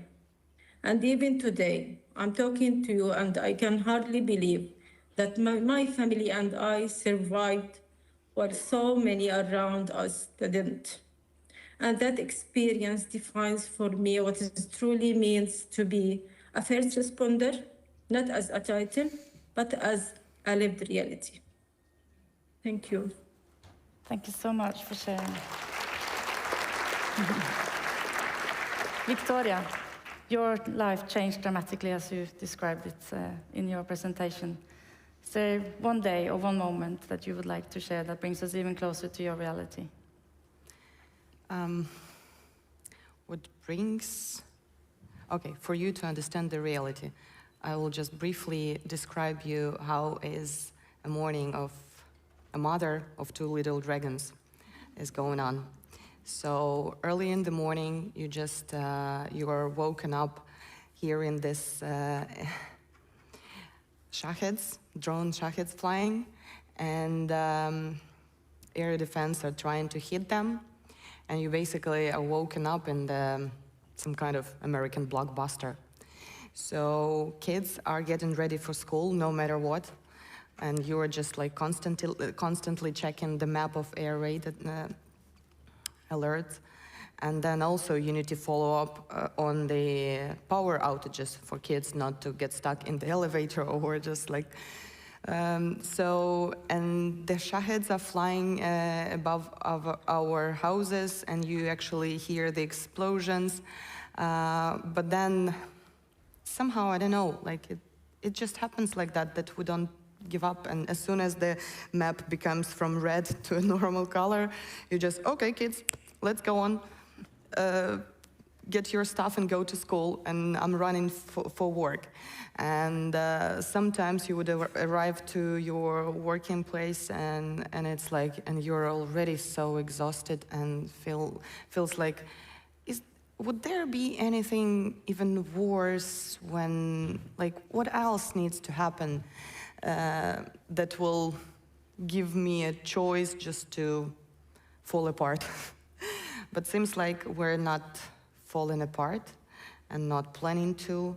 But what bothers me is a long-term perspective on long-term consequences at us, because like we just hold ourselves, but until we actually feel that we have to do that. So that's it. Our days are very, very full with action. Thank you for sharing. And you, of course, both of you have shown the strength that you find in the most difficult of circumstances, that the resilience of a human being. Your situation, Haitam, is slightly different because you're following it from a distance, but of course with acute presence anyway, being Sudanese. How has this affected you personally in these 1,000 days? We share some similarities with my colleague here, but me personally, like waking up 7 hours behind and then checking my phone, hoping that that morning I didn't lose any one of my colleague or family member, and going through the WhatsApp messages and find like 100 of messages, and then just hopefully no one died that day. And right after that is just trying to figure how can I support my colleague? How can I make the best out of that day to make sure that they have everything that they need to save lives? So just as simple as it is just that how many lives we can save that day, or they can save that day, and I can be in any way support. And adding to that is just that, what platform that we can use that day to make sure that our voice is heard. Thank you. Sure. Your situation is also quite different in terms of your interactions with the humanitarian world, the humanitarian circus, as I sometimes call it. Like to you, Salma, being born and grown up in Gaza your whole life, you have been around NGOs and UN agencies your whole life. I'm curious to know what is your relationship with the humanitarian world? What is your thoughts about engaging with them and your experience with these organizations coming from outside Gaza, being not Palestinians?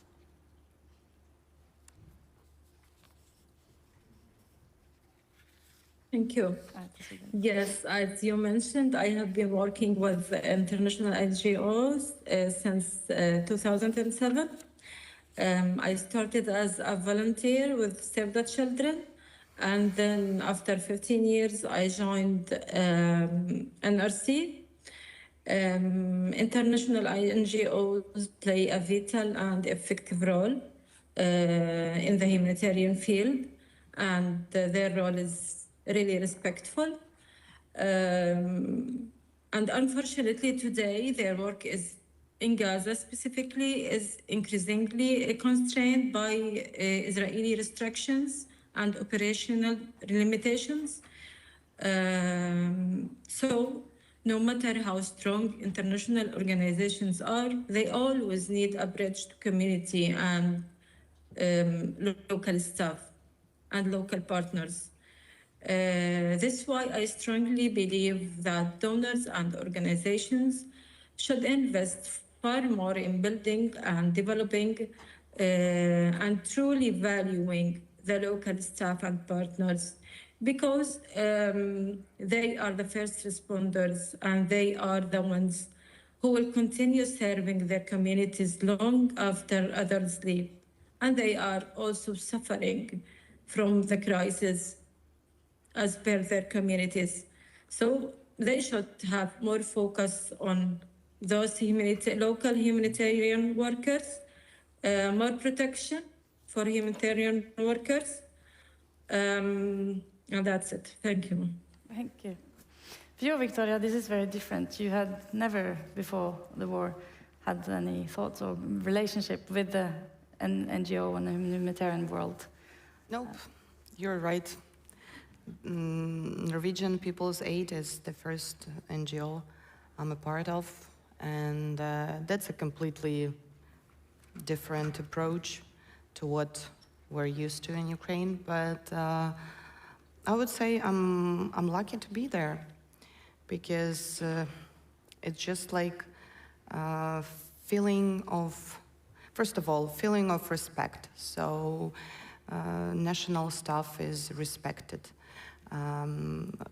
Our foreign colleagues, when they're coming, they are like, with all their behavior and all their actions, show that they appreciate working with us, because like it's just like Ukrainians are hardworking, smart, and it's easy to find decisions.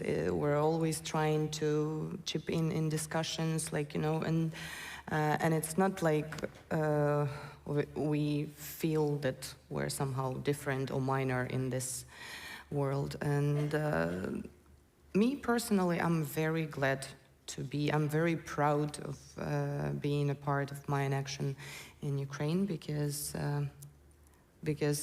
my older kid is proud of me. He's so proud of me that he told everyone in his class and his teacher that, oh, my mom is going abroad for a conference. Can you imagine?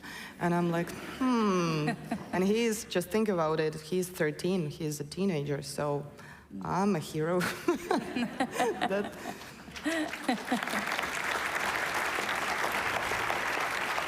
I'm pleased to hear that you have this positive experience with the NGOs.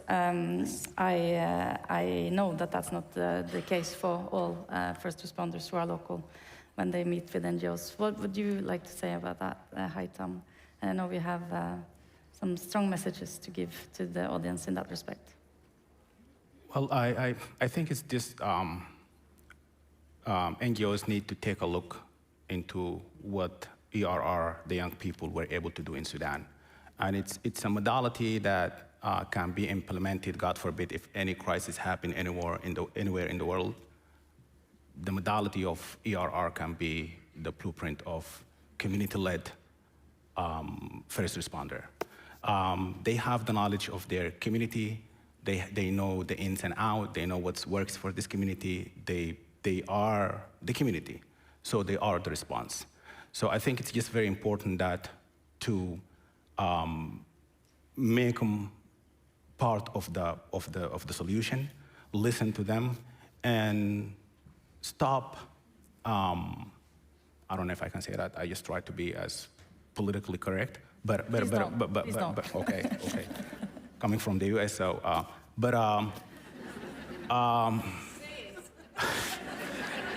I have to go there, so I have to go back. So,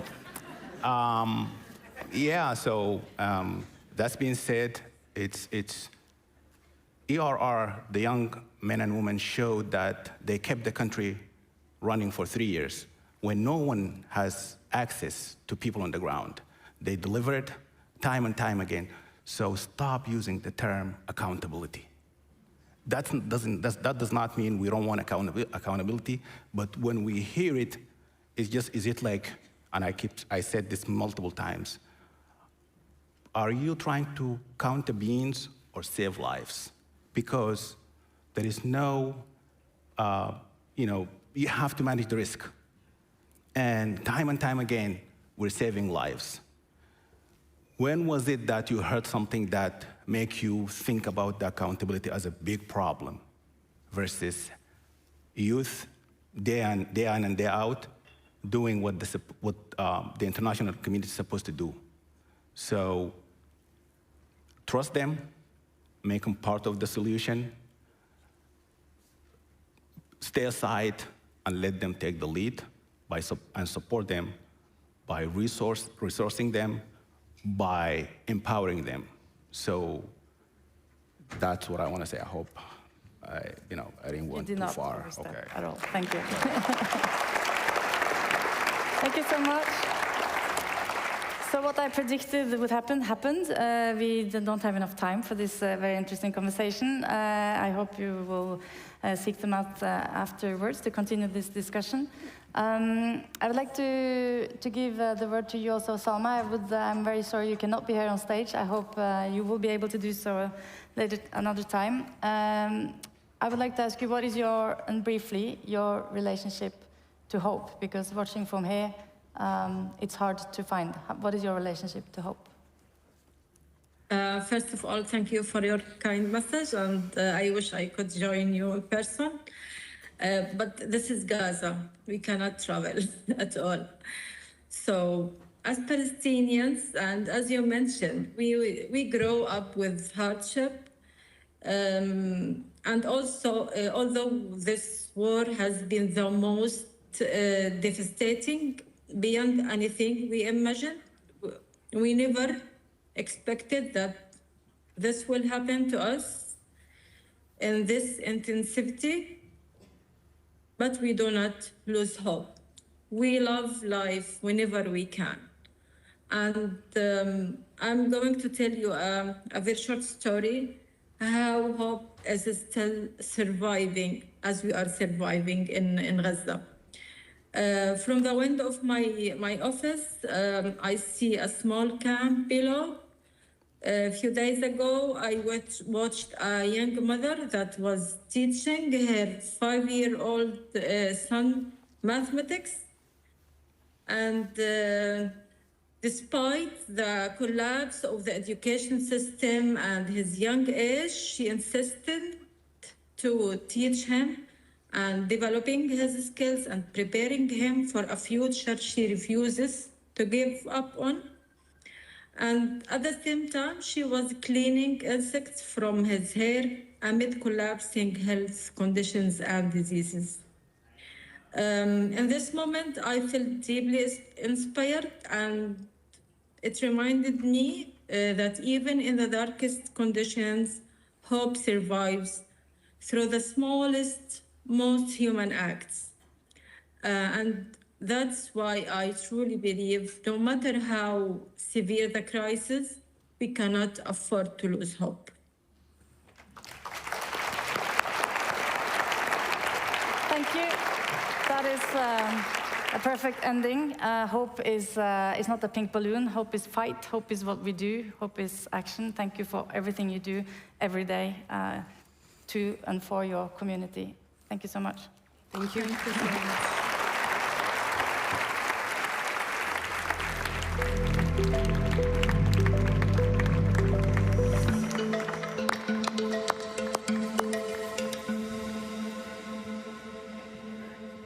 Okay, we're in the final stretch. The last session for today, Give Peace a Chance. Throughout today, we've heard two kinds of stories about war. We've heard about life in the war zone, and we've heard about war as the reversal, the antithesis of social and economic progress.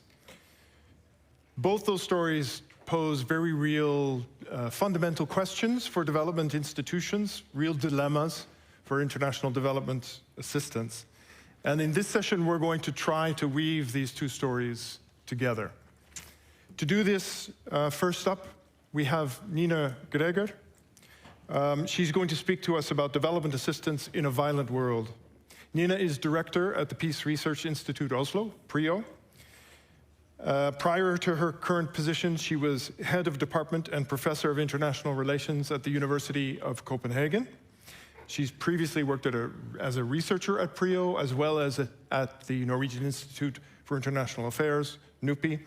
And her research focuses on regional and global security, including the international order. Please welcome Nina Greger.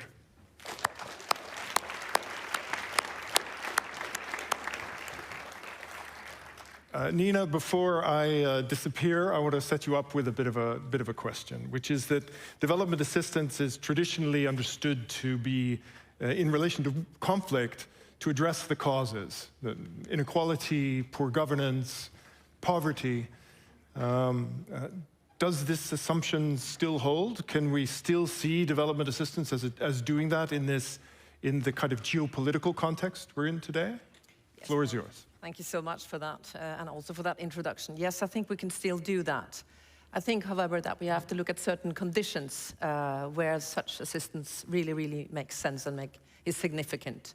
I also think that one of the problems when it comes to the geopolitical context is that a lot of the money now is spent on war, on armament, instead of on other more important things, I would say. So that is also about how money is spent and also the attention we give to war. Now, sincere thanks to Norad for inviting me to address this Norad's conference. And also, I would like to say that Norad is a very important partner for the Peace Research Institute, PRIO. And I also hope that this little introduction will be of interest and also use to those of you in the audience. Now, like he also asked me about the geopolitical context, we really live at a moment in which the world is in upheaval. The war in Ukraine is soon in its 4th year. Sudan is suffering from the worst humanitarian crisis we know of today. And in Iran, the anti-regime protesters are killed in numbers that range from the official 3,000 and up to 30,000, according to independent sources.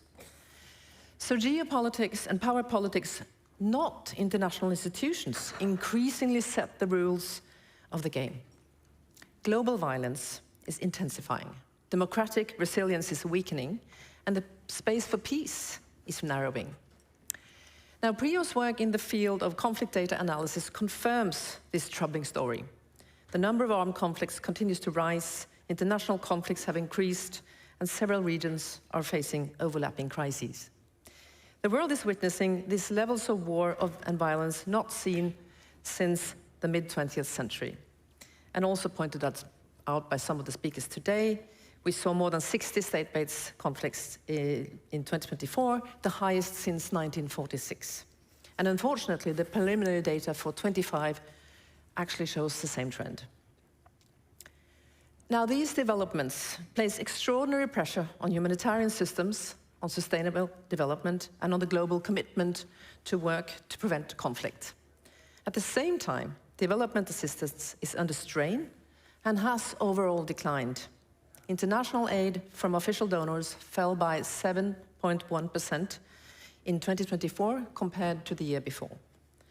President Trump's dismantling of US aid has had a particularly severe consequences for emergency aid, and reductions have been especially severe in the poorest and most fragile countries.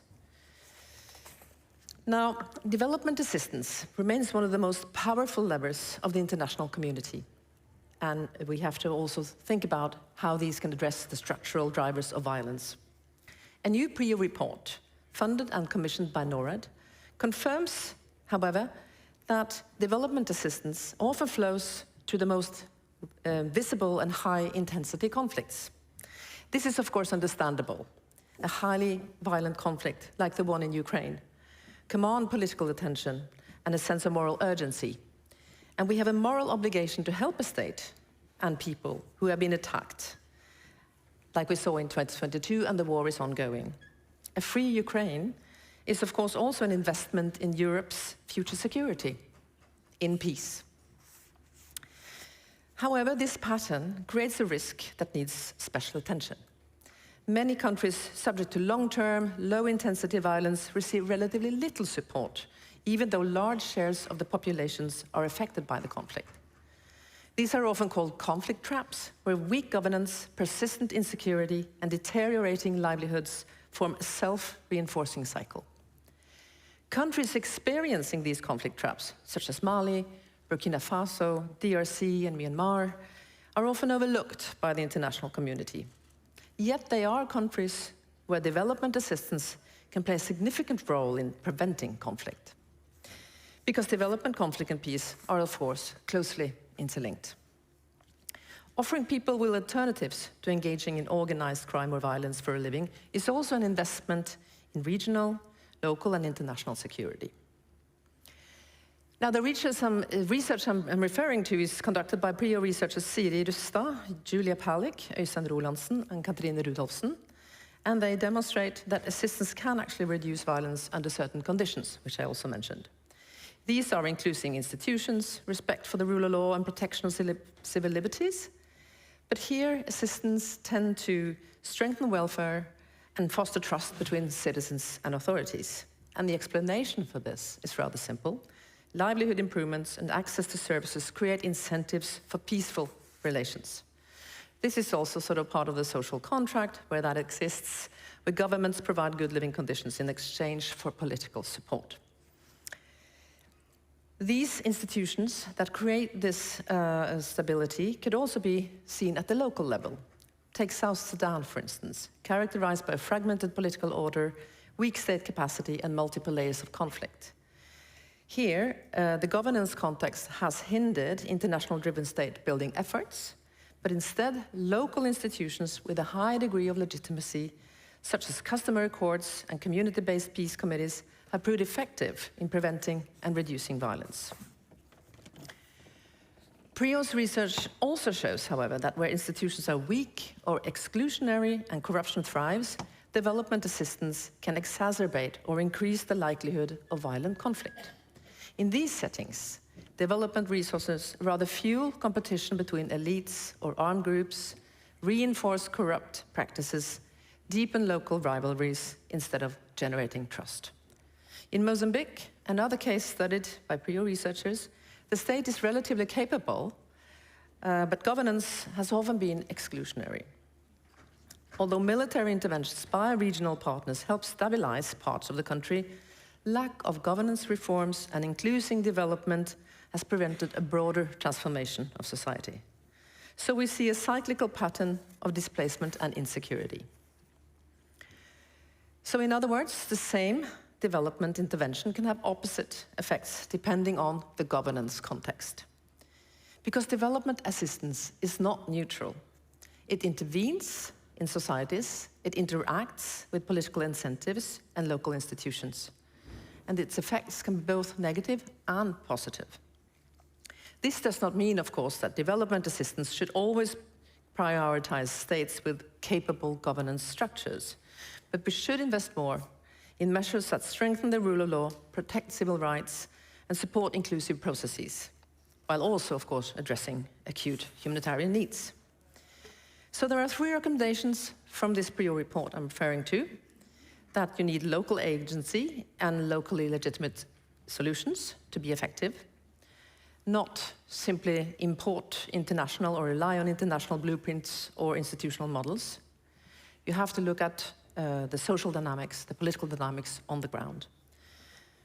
Another recommendation is that national level reforms do not automatically translate into improved conditions in the areas where violence occurs.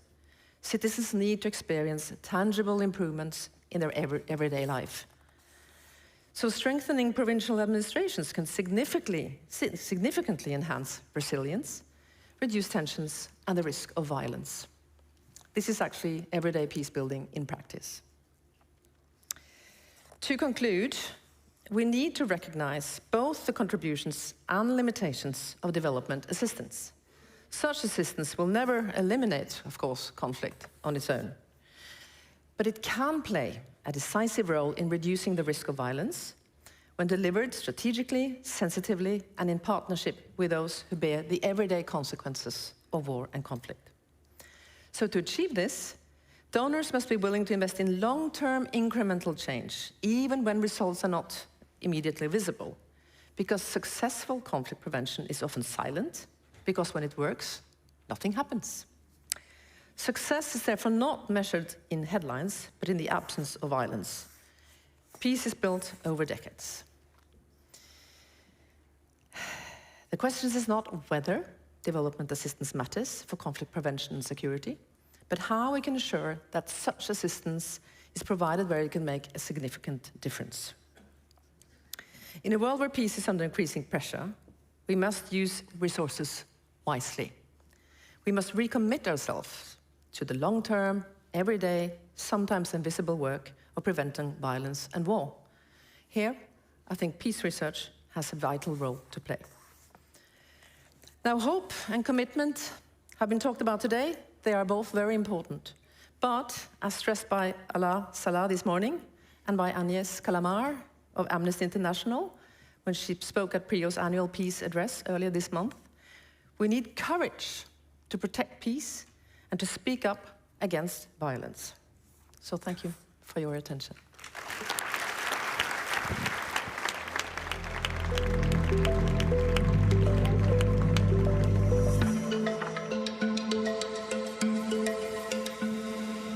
Thank you, Nina.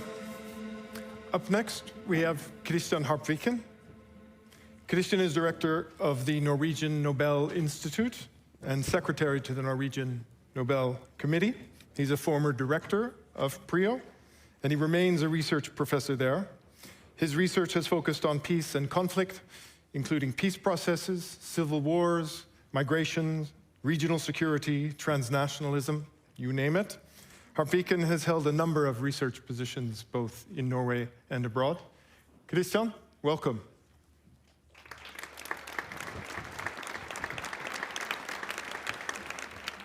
Allow me to do the same as I did for Nina, which is to set you up with a bit of a question to start off. We often hear about development assistance that is there intended to support those who are making a difference. Are there lessons from the Nobel laureates that can help us understand what that looks like in practice? I certainly think there are, and I hope to be able to convince you with my brief presentation. But since you ask, I think the lesson is that we should look for individuals and organizations with integrity. I think that's an absolutely necessary precondition. And then, if we find those that combine strategic foresight, long-term perspective, with an ability to innovate, to think anew, and to adapt to new circumstances, then I think we hit the nail on its head. But let me try to convince you about exactly that. And thank you, by the way, for the invitation, and thank you for the kind introduction by Mark. Very, very nice to be here.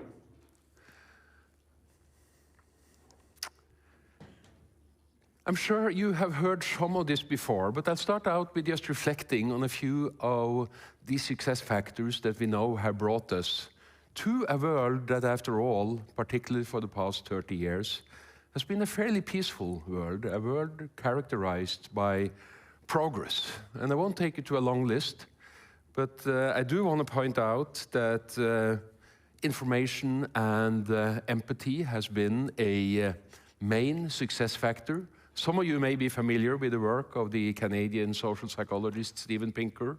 This is the basic thesis in his book, The Better Angels of Our Nature, inspired, by the way, by many of my colleagues at the Peace Research Institute Oslo. We are better informed and we are much better able to understand what it does mean to be a victim of peace, conflict, or for that matter, underdevelopment in in places very far from where we live. A second factor is knowledge and rationality, knowledge-based decisions, knowledge-based political decision-making, to be precise. And that has certainly brought immense progress. International interaction. And by that, you may come to think about multilateral interaction, and that certainly is a major part of it. But international regulations, international law, and by extension, even such a thing as international trade, although the Marxists of the 1960s thought that that was an impediment to peace and progress, we now know that they were wrong there. And of course, development in itself, economic development, political development, institutional development. None of this comes as a surprise. I'm sure it resonates very closely with many of the things you heard earlier today, but I do still think it is worth reiterating. And I do think it's worth reiterating because it's so easy to think that all of these things are now under attack. And indeed they are. It's so easy to think that all of these things are now being undermined, being challenged, being dismantled. And I'm going to hold it up that while that is true, that doesn't mean that we should throw it all away, because those insights matter and may actually matter more now than ever. Now, this is what I'm working on. You know, this is the work instruction for the Norwegian Nobel Committee, where I am the secretary. Alfred Nobel's will was written in 1895, so it is quite a while ago. I do think we can say today that he had incredible foresight, and he certainly was both strategic and innovative, and it is a real privilege to be in this position where I am able to sit in the room with Norwegian Nobel Committee throughout its deliberations. I am tasked to inform their decision-making with reviews from the best academics and experts that there are internationally, and I have the privilege of meeting many of these absolutely amazing people who have been Nobel Peace Prize laureates.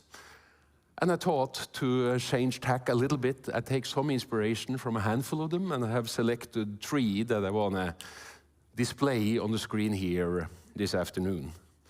And the first one is Ellen Johnson Sirleaf. She was the first female elected president in Africa when she was elected in 2005. She was 1 out of 3 Nobel Peace Prize laureates in 2011, the prize popularly called the Women, Peace and Security Prize, which she shared with Lima Bowie, also of Liberia, and Tawakkol Karman. And Sirleaf was actually here in Oslo in the context of last year's Nobel Peace Prize ceremony. So I met her only about a month and a half ago, and she gave the keynote at the Nobel Peace Prize Forum that we hosted the day after the Nobel ceremony. And I'm not going to read out what the text on the screen here, but I think you'd immediately see that this resonates very warmly, very closely with what it is that you've been talking about today. And I would encourage you actually to go back and look at Sirleaf's keynote at the Nobel Peace Prize Forum. It's an extremely powerful speech. She does speak at length about reconciliation, about democracy, but she also reflects on the importance of democracy. And as you can see in the latter part of the quote here, where she says, "Peace requires jobs for young people so they see opportunity beyond the conflict behind them. Peace requires justice. Peace requires restoring trust." You can see how this resonates very closely with what you have been discussing today, a remarkable woman. A second example is the World Food Programme. And to many people's surprise, food security has actually been coming up now and again throughout the history of Nobel Peace Prize. The first prize in 1959 to Lloyd Boyd Orr, the founder and first general director of FAO, was in many ways a food security prize. The prize to Norman Borlaug, the scientist in 1970, one of the few researchers to have won the Nobel Peace Prize for his efforts. Again, a food security prize. And 50 years later, in 2020, the World Food Programme was awarded the Nobel Peace Prize. Very much for of course, its humanitarian efforts, but also for its engagement in renewing the debate about food security and how food security and peace is intimately linked. David Beasley, the head of the World Food Programme at the time, had been at the lead in this renewal of the sort of foundational justification of the mandate of the World Food Programme, and was somebody who had spent much of his life engaging in peacemaking himself. And then, of course, Maria Corina Machado, last year's Nobel laureate. And I'm here not going to focus on the whole breadth of her efforts, but I think this particular excerpt from the lecture that was delivered by her daughter in the town hall here in Oslo on the 10th of December captures something very, very interesting. Because what happened during the elections in Venezuela in the summer of 2024 was quite remarkable.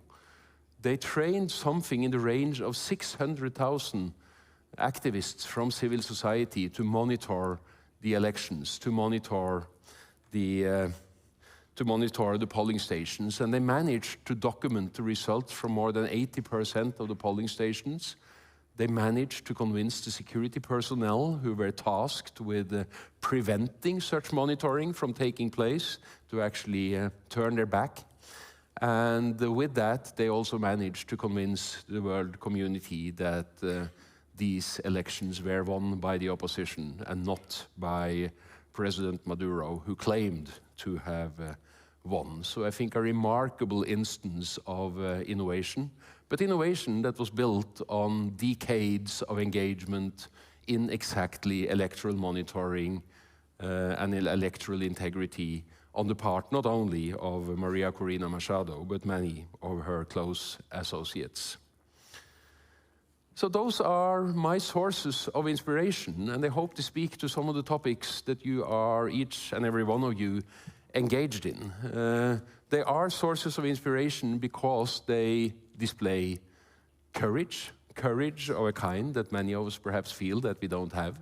But we do all have some courage, and we should put it to good use.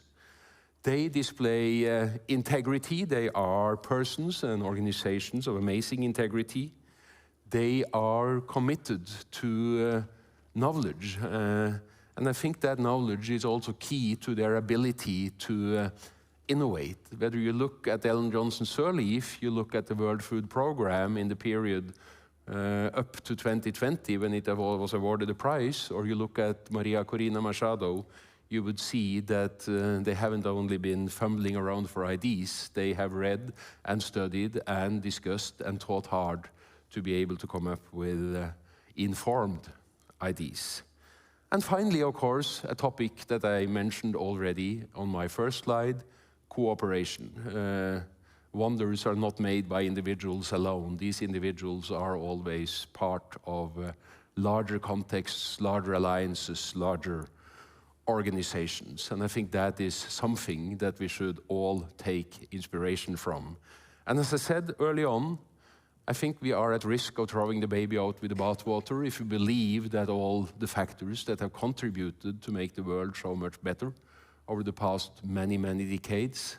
I think the trick is not to throw the baby out with the bathwater, but to think hard and creatively about how these success factors apply in a world which is rapidly changing before our eyes, towards a more multilateral orders, towards competing normative paradigms. Yet, I do think that these very principles, these very factors are going to be with us, and we need to be innovative and mobilize them, leverage them for the best of mankind. Thank you for your attention.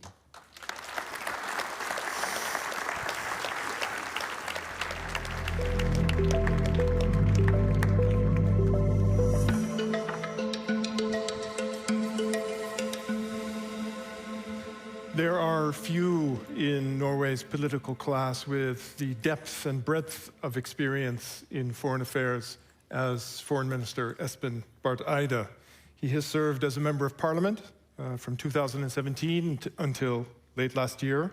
He's a foreign policy researcher in his own right, and has served on a range of international advisory boards. He served previously as the Minister of Environment and Defense, and for several periods as State Secretary in both the Ministry of Foreign Affairs and the Ministries of Defense. Most importantly, of course, for us here today, he is Foreign Minister of Norway. Please welcome Foreign Minister Espen Barth Eide.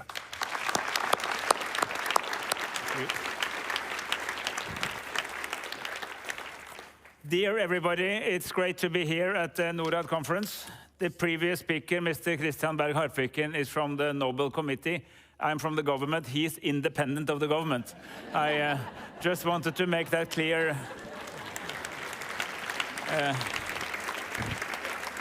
If there anybody who wondered or knows somebody who wondered, just help us to spread that message. And we think that's a good arrangement. There are people who would very much like not to have the prize, and there are people who would like to have the prize, so that independence is helpful. Friends, sorry. Yeah.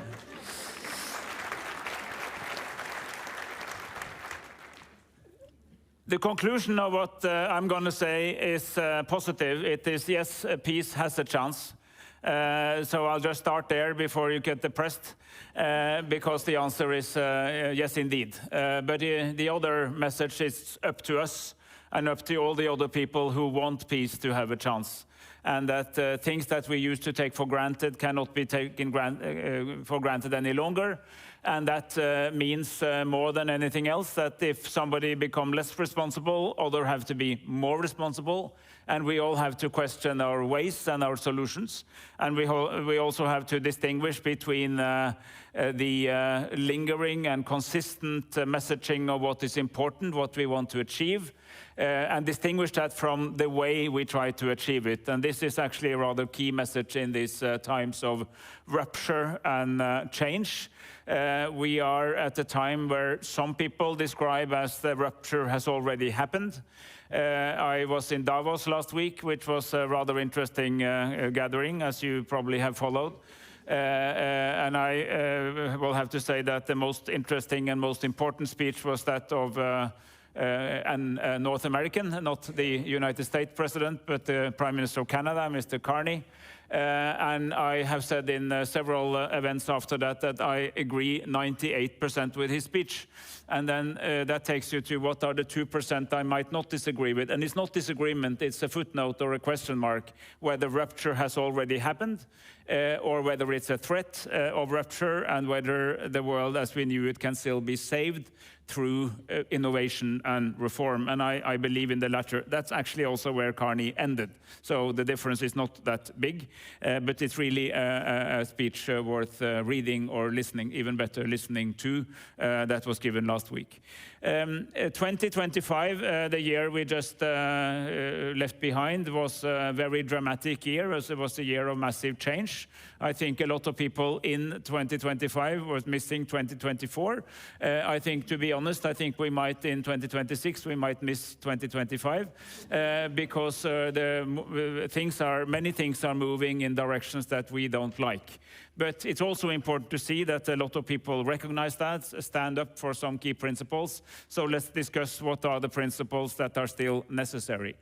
And I think it is particularly useful now, 81 years on, 8 decades on from 1945, to remember that in the immediate days, weeks, and months and years after the end of the Second World War, people came together and formed the United Nations.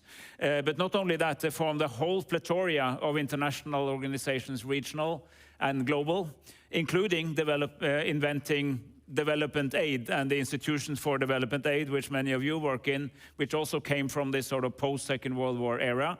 And it was all based on sort of one common idea, which was not only to avoid another world war, because the people who were my age or even younger than I am, way younger than I am now, would in their adult life have experienced the run-up to the First World War, the early promise of the 1920s, then the economic collapse and the economic crisis, the rise of fascism, Nazism, the road to the Second World War, Holocaust, and the nuclear bomb.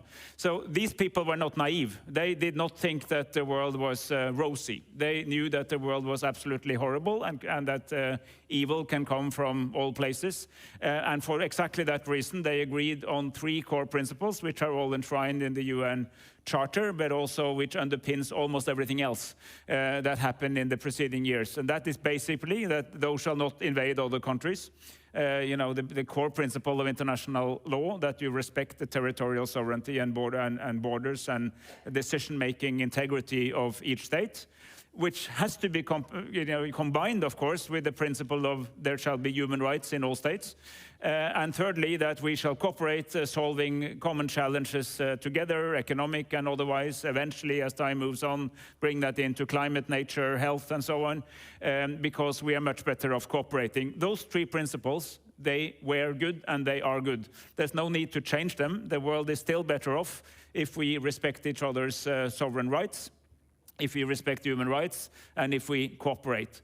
And this world had many names. One of them, the liberal world order, Pax Americana, because of the strong impetus of Americans. We would not have the UN without President Roosevelt. We would not have the Human Rights Charter without Americans. And those of us who are in NATO would not have had NATO without Truman. And NATO had a strong connection to the UN Charter. It's a lot of reflection. Many of the same people wrote the 2 charters. They are connected, and so are many of the other things that came out of that. Your business development aid or assisting economic development, closely connected, of course, to decolonization. The fact that we went from 51 states to 193, where most of the new states that came after 45 were former colonies, and the idea that we have a shared responsibility to help development, all of that comes from the same era. And I think one of the things that have shocked and surprised many people in the extended humanitarian and developmental world is how dominant the United States was. I think many people did not necessarily know, maybe the professionals knew, but not everybody around that maybe 30 or above 30%, and in some cases almost half of what was given to key agencies of development came from American sources. The case of the World Food Program is, between 40 and 50. And they only learned that when the USAID was effectively dismantled, and which is just one part of this rupture that we have seen coming over time, but particularly over this last year. So the question is there a world order to save? Should we have a completely new one? Do we need a transition? And my view on that is that, as I said, when key principles are challenged, we need to stand up for them, but we need to stand up for them, consistently, with credibility, with robustness, with being, principled, and we need to stand up for them together. And what I'm seeing now, and this is also a takeaway from conversations over the last weeks, but particularly the events in Davos last week, is that people came out of that meeting with a stronger sense that the rest of us have to work together to build a stronger agreement of what we want to do. And so what does that mean in practice? That's good. What does that mean in practice? Of course, it means that we need to reflect on the need to support the principles of international law wherever they're challenged. I take some pride in the fact that my government, the Norwegian government, has been, I would say, among those who've been most consistent on that. It's interesting now that everybody in Europe talks about key principles of international law when the Kingdom of Denmark is challenged, which we happily take part in.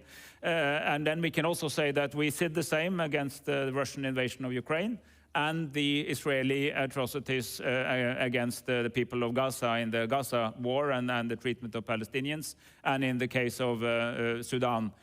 Because that consistency gives you more authority to speak about it when it comes close to you. And it was always our argument that we don't care about these things just because we care about people in faraway lands. We care about it because we ourselves live and thrive and grow economically because we have a world order that actually works, and then we need others to support us. At the same time, it is massively important that those of us who are most in favor of international law, the United Nations, international organization, international rules, that we also have an ability to stand up for what I call some tough love. I have worked in the UN, I work closely with the UN. I will be the first one to say, as a fan of the idea, that we could do way better with the same money and even with less money if we get better at concentrating, focusing on what we agree is most important. I'm sure that we would be able to do without 1/3 of the funds, programs and agencies that begins with the UN, not to give up the mandates, but to have a stronger and more united delivery, less headquarters in two of the most expensive capitals in the world, Geneva and New York, more people on the ground, less back office, more delivery. And we take a very serious discussion, particularly in the development community, about what has to be delivered by whom. You know, I think the UNDP, for instance, could take some advice from the humanitarian community, where OCHA, I think you all know this, the only place I can go and use these acronyms, but the United Nations Development Programme and the Office for the Coordination of Humanitarian Affairs, there's something to learn, because in the humanitarian world, OCHA is not pretending to be the deliverer of all services. It pretends to try to make sure that there are some common norms and standards. That's a rather important job. And it's not necessarily a job that you can do as well if you're also a key deliverer, a key implementer. Maybe much more flexibility in who sets the standards, norms, and principles, and who does the delivery out there. So that's sort of one thing to reflect upon. I see my time is getting not only close, but it's over. But also to understand what was said by Hartviken, the importance of economic growth, of trade, interaction. And so we now take a strong position together with a group of not necessarily only like-minded countries, but middle powers and small countries from north, south, east, west who care about the UN, to try to be a good partner with the Secretary General in the UN 80 reform. In a couple of weeks, a couple of months, I'll go to the Ministerial Conference of the World Trade Organization. One of the themes in institutional reform, that's about flexibility, it's about plurilateral agreements, but it's also about the issue of development in trade, which is now coming up also there. And there are a lot of ideas in the UN, in the WTO and other organizations that we could have dealt with many years ago, but we didn't, because the inertia and the self-protection of the system was too strong. But there is also some truth to the Chinese proverb that in every crisis there's an opportunity. And I think with this crisis being so deep, there's also an opportunity to take some real agency in making these institutions, organizations, and norms better. So the key message here, I'll end where I started, is that peace has a chance, development has a chance, a better life on the planet has a chance, but it requires much more willingness to separate between the standing principles that there is no reason to change and the institutions through which we try to change them. They do need an 80-year overhaul. 80 years is a respectable age, and I think to use these opportunities the best we can do to make sure that this is not rupture, but a time for improvement and getting to a better place. And thankfully, most people on the planet, in my view, most countries, most governments, think that's a good idea. They may not be the biggest one, but we are more, and that's why I think we should conclude that there is hope. Peace has a chance. Thank you.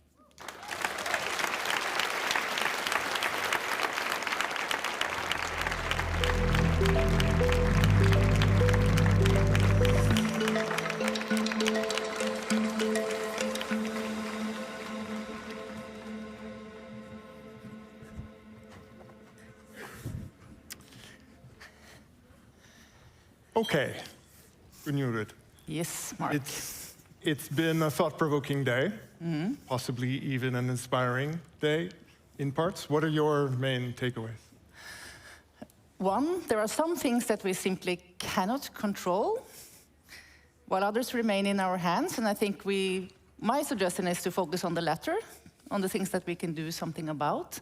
And I think we've heard stories today, of course, of challenges, but also people who find solutions in the local level for concrete challenges, but also the ones who work for protecting the multilateral architecture and the norms. So very inspiring. I remain hopeful. So not peace out? No. It's not peace out, it's peace out. So thank you, everybody. Yes, thank you, everybody. It's not peace out, but we have a big job in front of us. Thank you, Gunjorid. Thank you, all the Norad colleagues who put this together and our partners who made this possible. Thanks to all of you for being here, both in the room here in Oslo and out there through your screens. That's it for today. See you next year at the Norad Conference 2027. Thanks.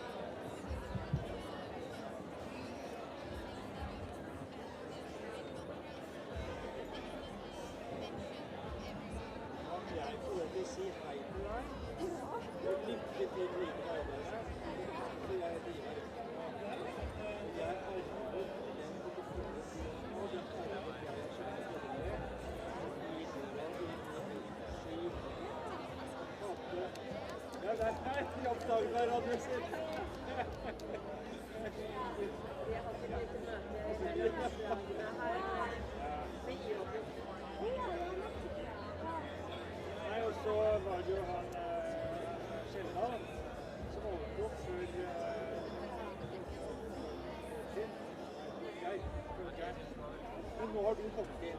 Ja, akkurat. Nå tenkte jeg endelig